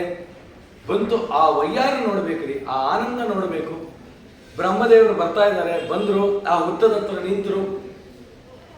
4 ವೇದಯುಕ್ತವಾಗಿರ್ತಕ್ಕಂಥ ಕ್ಷೀರವನ್ನು ಕೊಡ್ತು. ಆ ರುದ್ರದೇವರು ನೋಡ್ತಾ ಇದ್ರಂತೆ, ನಮ್ಮ ಸ್ವಾಮಿಗೂ ಹಸು ಇದೆಯಾ, ಬಾಯಾರಿಕೆ ಇದೆಯಾ? ಪರಮಾತ್ಮ ನೋಡಿದ್ರೆ ಅದನ್ನ ಯಾವುದನ್ನು ಸ್ವೀಕಾರ ಮಾಡ್ತಿಲ್ಲ, ಸ್ವೀಕಾರ ಮಾಡೋನು ನಟನೆ ಮಾಡ್ತಿದ್ದಾನೆ. ರುದ್ರಾದಿ ದೇವತೆಗಳು ಆ ಮಹಿಮೆಯನ್ನು ನೋಡ್ಲಿಕ್ಕೆ ಕಾತರರಾಗಿದ್ದರಂತೆ. ಸರಿ ಆಯ್ತು, ಪರಮಾತ್ಮ ಎಲ್ಲ ಮಾಡಿದ. ಸರಿ, ಆಕಳನ್ನ ಎಲ್ಲಿಡೋದು? ಯಾಕಂದ್ರೆ ಅದು ಕಾಡಿನಲ್ಲಿ ಯಾವುದೋ ದುಷ್ಟ ಮೃಗಗಳು ಬಂದಿದ್ದನ್ನು ಸಂಹಾರ ಮಾಡ್ಬಿಟ್ರೆ ಏನ್ ಮಾಡೋದು ಅಂತ ಚಿಂತನೆ ಆಯ್ತು. ಇವಳು ಕರ್ಕೊಂಡ್ ಬರ್ತಿದ್ದನ್ನ ಬೇರೆ ಗೋಪಾಲಕರೆಲ್ಲ ನೋಡ್ಬಿಟ್ರಂತೆ, ನಮ್ಮ ಹತ್ರ ಇಂಥ ಹಸು ಇಲ್ವೇ, ನಮ್ಮ ಹತ್ರ ಇಂಥ ಹಸು ಇಲ್ವೇ. ಅಲ್ಲೊಬ್ಬ ಗೋಪಾಲಕ ಬಂದು ಕೇಳ್ದ, ನೋಡಮ್ಮ, ನಮ್ಮ ರಾಜ ಇದ್ದಾರೆ, ಚೋಳ ರಾಜ ಅಂತ. ಚೋಳ ದೇಶ ಇದೆಲ್ಲ ಆಗ ತಮಿಳುನಾಡು ಆಗಿತ್ತಂತೆ. ಆ ಪ್ರಾಂತ ಇದೆ, ತಿರುಪತಿ ಪ್ರಾಂತ ಎಲ್ಲ ತಮಿಳುನಾಡಿಗೆ ಸೇರಿತ್ತು. ಚೋಳ ರಾಜ ಇದ್ದಾನೆ. ಆ ಚೋಳ ರಾಜ ಒಂದು ಸಂಕಲ್ಪ ಮಾಡಿದ್ದಾನೆ, ಎಷ್ಟು ವಿಧವಾದ ಜಾತಿಯುಕ್ತವಾದ ಆಕಳಗಳಿದೆಯೋ ಅದನ್ನೆಲ್ಲ ತಂದು ಸಾಕಿದ್ದಾನೆ. ಎಲ್ಲ ಇದೆ, ಕಪಿಲ ಗೋವಿಲ್ಲ, ದಯಮಾಡಿ ಕಪಿಲ ಗೋವನ್ನ ಅವನಿಗೆ ಕೊಡ್ತೀಯ? ಸರಿ, ಆ ಗೋಪಾಲಿ ಹೇಳೋದು, ಸರಿ ಆಯ್ತು, ಈ ಆಕಳನ್ನು ಕೊಡ್ತಾ. ಆದರೆ ತುಂಬಾ ನಿಯಮ ಇದೆ. ಏನದು ಅಂದ್ರೆ, ಪ್ರತಿನಿತ್ಯ ಈ ಆಕಳಿಗೆ ಸ್ನಾನ ಮಾಡಿಸ್ಬೇಕು, ಈ 4 ಕಾಲುಗಳಿಗೂ ಗೆಜ್ಜೆ ಕಟ್ಟಬೇಕು, ಅದ್ರ ಕೊಂಬುಗಳಿಗೆ ಬಂಗಾರದಿಂದ ಅಲಂಕಾರ ಮಾಡಬೇಕು, ಹಾರ ಹಾಕಬೇಕು. ಇದೆಲ್ಲ ಎಲ್ಲ ಮಾಡ್ತೀನಿ. ಅವಳು ಅಲ್ಲಂತೆ, ನಿಮ್ಮಲ್ಲಿ ಎಷ್ಟು ಹಸುಗಳಿದೆಯೋ ಆ ಎಲ್ಲ ಹಸುಗಳ ಕ್ಷೀರವನ್ನು ತಂದು ನನ್ನ ಆಕಳಿನ ಮುಂದೆ ಇಟ್ಟರೆ, ಆ ನನ್ನ ಆಕಳಿನ ಒಂದು ಉದ್ಧರಣೆ ಹಾಲಿಗೂ ಆ ಕ್ಷೀರ ಸಮ ಅಲ್ಲ, ಅಂತ ಪುಣ್ಯವಂತ ಹಸು ಇದು. ಎಲ್ಲ ವರ್ಣನೆ ಮಾಡಿದ್ರು, ಎಲ್ಲ ಆಯ್ತು. ಗೋಪಾಲ ಹೇಳ್ದ, ಬಾ ರಾಜನ ಹತ್ರ ಕರ್ಕೊಂಡು ಹೋಗ್ತೀನಿ, ಅವನ ಹತ್ರ ಹೇಳು. ರಾಜನ ಹತ್ರ ಕರ್ಕೊಂಡ್ಬಂದ. ಆ ಚೋಳ ರಾಜನ ಹೆಂಡತಿ ಆ ಆಕಳನ್ನು ನೋಡಿ ಬಹಳ ಮೋಹಗೊಂಡಂತೆ. ಈ ಆಕಳಿದ್ದು ನಮ್ಗೆ ಇರಬೇಕು, ಈ ಆಕಳು ಇರಬೇಕು, ಪ್ರತಿನಿತ್ಯ ಈ ಆಕಳಿನ ಹಾಲನ್ನು ನಾನು ಕುಡಿಬೇಕು. ಹಾಗಾಗಿ ಈ ಆಕಳು ನೀನು ನೋಡ್ಕೋಬೇಕು ಅಂತ ಹೇಳಿ ಅವ್ರಿಗೆ ವಿಧವಾಗಿರ್ತಕ್ಕಂಥ ದಕ್ಷಿಣಗಳನ್ನೆಲ್ಲ ಕೊಟ್ಟು ಆಕಳನ್ನು ಖರೀದಿ ಮಾಡಿದ್ರು. ಸರಿ, ಗೋಪಾಲ ತನ್ನ ಮನೆಗೆ ಕರ್ಕೊಂಡು ಹೋದ. ಆಕಳಿಗೆ ಹುಲ್ಲು ಹಾಕ್ತ, ಗೋಕ್ಲಾಸ್ ಹಾಕ್ತ, ಪ್ರತಿಯೊಂದು ಹಾಕ್ತ, ಎಲ್ಲ ತಿಂತು ಮಾಡ್ತು. ಒಂದಿನ ಹೋಗಿ ಕಳೆದೋಯ್ತು, ಆಕಳು ಕಳೆದೋಯ್ತು. ಆ ಗೋಪಾಲಿ ಒಂದು ನಿಯಮ ಹೇಳಿದ್ದು, ಆಕಳೇನಾದ್ರು ಸಾಯಂಕಾಲ ಆಗೋ ಹೊತ್ತಿಗೆ ಆಕಳು ಬರಲಿಲ್ಲ ಅಂತಂದ್ರೆ ನೀವು ಮನೆ ಮಂದಿ ಎಲ್ಲ ಹೋಗಿ ಆಕಳನ್ನು ಹುಡುಕ್ಬೇಕು ಅಂತ. ಆ ಗೋಪಾಲ ಏನ್ ಮಾಡ್ಬಿಟ್ಟ, ಹುಡುಕ್ಲಿಲ್ಲ. ಹೇಗಿದ್ರು ಇವತ್ತು ಬರಲಿಲ್ಲ ಅಂದ್ರೆ ನಾಳೆ ಬರುತ್ತೆ, ಅದೇ ಜಾಗದಲ್ಲಿ ಇರುತ್ತೆ ಅಂತೇಳಿ ಹುಡುಕ್ಲಿಲ್ಲ ಅಂತ. ಯಾವಾಗ ಹುಡುಕ್ಲಿಲ್ಲ, ಒಂದು ವಾರ ಆದ್ರೂ ಆಕಳು ಪುನಃ ಬರಲೇ ಇಲ್ಲ. ಯಾಕೆ ಅಂದ್ರೆ ಬ್ರಹ್ಮದೇವರು ಯಾವಾಗಲೂ ಪರಮಾತ್ಮನ ಸ್ತುತಿ ಮಾಡಿದ್ರು, ಮೈ ಮಗ್ನರಾಗ್ಬಿಟ್ರು. ಒಂದು ವಾರ ಆದ್ಮೇಲೆ ನೋಡ್ದ, ಇದೇನಪ್ಪ ಇಲ್ಲಿಗೆ ಬಂದ್ಬಿಟ್ಟಿದೆ ಅಂತ ಹೇಳಿ ಪುನಃ ಕರ್ಕೊಂಡ್ಬಂದು ಹುಲ್ಲಾಕಿ ಹಾಲು ಕರಿತಾನೆ, ಒಂದು ಹನಿ ಹಾಲಿಲ್ಲ. ರಾಣಿ ಅವನ ಮೇಲೆ ಗದಾಪ್ರಹಾರ ಮಾಡ್ಲಿಕ್ಕೆ ಶುರು ಮಾಡಿದ್ರು. ನಾ ಆಕಳನ್ನು ಕೊಂಡ್ಕೊಂಡಿದ್ದೇನಕ್ಕೆ, ಒಂದಿನಕ್ಕೆ ಆ ಕ್ಷೀರವನ್ನು ತರಲಿಲ್ಲ, ಕೊಡ್ಲಿಲ್ಲ, ಏನ್ ಮಾಡ್ತಿದ್ದಿ, ಎಲ್ಲ ನೀನೇ ಕೊಡ್ತಿದ್ಯಾ ಅಂತ ಶಿಕ್ಷೆ ಕೊಡ್ಲಿಕ್ಕೆ ಶುರು ಮಾಡಿದ್ರು ಗೋಪಾಲನಿಗೆ. ಆ ಗೋಪಾಲನಿಗೆ ದುಃಖ ಆಯ್ತು. ಯಾಕೋ ಈ ಆಕಳು ತಗೊಳ್ಳ ಮೇಲಿಂದ ನನಗೆ ಕಷ್ಟಗಳೇ ಜಾಸ್ತಿ ಆಗ್ತಿದೆಯಲ್ಲ, ಏನಾಗ್ತಿದೆ ಅಂತೆಲ್ಲ ಚಿಂತನೆ ಮಾಡ್ದ. ಸರಿ, ಈ ಆಕಳು ಎಲ್ಲೋಗ್ತಿದೆ, ಏನ್ ಮಾಡ್ತಿದೆ, ಅದನ್ನೆಲ್ಲ ಪರೀಕ್ಷೆ ಮಾಡೋಣ. ಯಾರಿಗಾದ್ರು ಹಾಲು ಕೊಟ್ಬಿಡ್ತಾ ಇದೆಯಾ, ಅಥವಾ ಯಾರು ಬೇರೆಯವ್ರು ಬಂದು ಕರಿತಿದಾರಾ, ಅಥವಾ ಇದಕ್ಕೇನಾದ್ರು ಭೂತಾಗೀತ ಮೆಟ್ಕೊಂಡಿದೀವಿ, ಏನ್ ಕಥೆನೋ ಅಂತೇಳಿ ಎಲ್ಲ ಚಿಂತನೆ ಮಾಡ್ದ. ಅದು ನೋಡೋಣ, ನಾಳೆ ಹೋಗಿ ನೋಡೋಣ ಅಂತ. ಅದಕ್ಕೆ ನಾಳೆ ದಿನ ಅದರ ಚಿಂತನೆ ಮಾಡೋಣ ಅಂತ ಹೇಳ್ತಾ ಹೇಳಿ, ಶ್ರೀನಿವಾಸಂ ಜಗನ್ನಾಥಂ ಪದ್ಮಾವತ್ಯಾ ವಿರಾಜಿತಂ ಬ್ರಹ್ಮಾದ್ಯೈಃ ವಿನುತಂ ವಂದೇ ಕುಲದೇವಂ ರಮಾಪತಿಂ ವೆಂಕಟೇಶ ವೆಂಕಟೇಶ ವೆಂಕಟೇಶ ಪಾಹಿ ಮಾಂ ವೆಂಕಟೇಶ ವೆಂಕಟೇಶ ವೆಂಕಟೇಶ ರಕ್ಷ ಮಾಂ ಹನುಮ ಹನುಮ ಭೀಮ ಭೀಮ ಮಧ್ವ ಮಧ್ವ ಪಾಹಿ ಮಾಂ ಹನುಮ ಹನುಮ ಭೀಮ ಭೀಮ ಮಧ್ವ ಮಧ್ವ ರಕ್ಷ ಮಾಂ ರಾಘವೇಂದ್ರ ರಾಘವೇಂದ್ರ ರಾಘವೇಂದ್ರ ಪಾಹಿ ಮಾಂ ರಾಘವೇಂದ್ರ ರಾಘವೇಂದ್ರ ರಾಘವೇಂದ್ರ ರಕ್ಷ ಮಾಂ ರಾಘವೇಂದ್ರ ರಾಘವೇಂದ್ರ ರಾಘವೇಂದ್ರ ಪಾಹಿ ಮಾಂ ರಾಘವೇಂದ್ರ ರಾಘವೇಂದ್ರ ರಾಘವೇಂದ್ರ ರಕ್ಷ ಮಾಂ ನಿನ್ನವ ಶ್ರೀನಿವಾಸ ನಾನನ್ಯವನರಿಯನು ಶ್ರೀನಿವಾಸ ಅಯ್ಯ ಮನ್ನಿಸೋ ತಾಯಿ ತಂದೆ ಶ್ರೀನಿವಾಸ ಪ್ರಸನ್ನ ವೆಂಕಟಾದ್ರಿ ಶ್ರೀನಿವಾಸ ಬಿಡೆನೋ ನಿನ್ನಂಗ್ರಿ ಶ್ರೀನಿವಾಸ ಬಿಡೆನೋ ಎನ್ನ ದುಡಿಸಿಕೊಳ್ಳಲೋ ಶ್ರೀನಿವಾಸ ಹರೇ ಶ್ರೀನಿವಾಸ.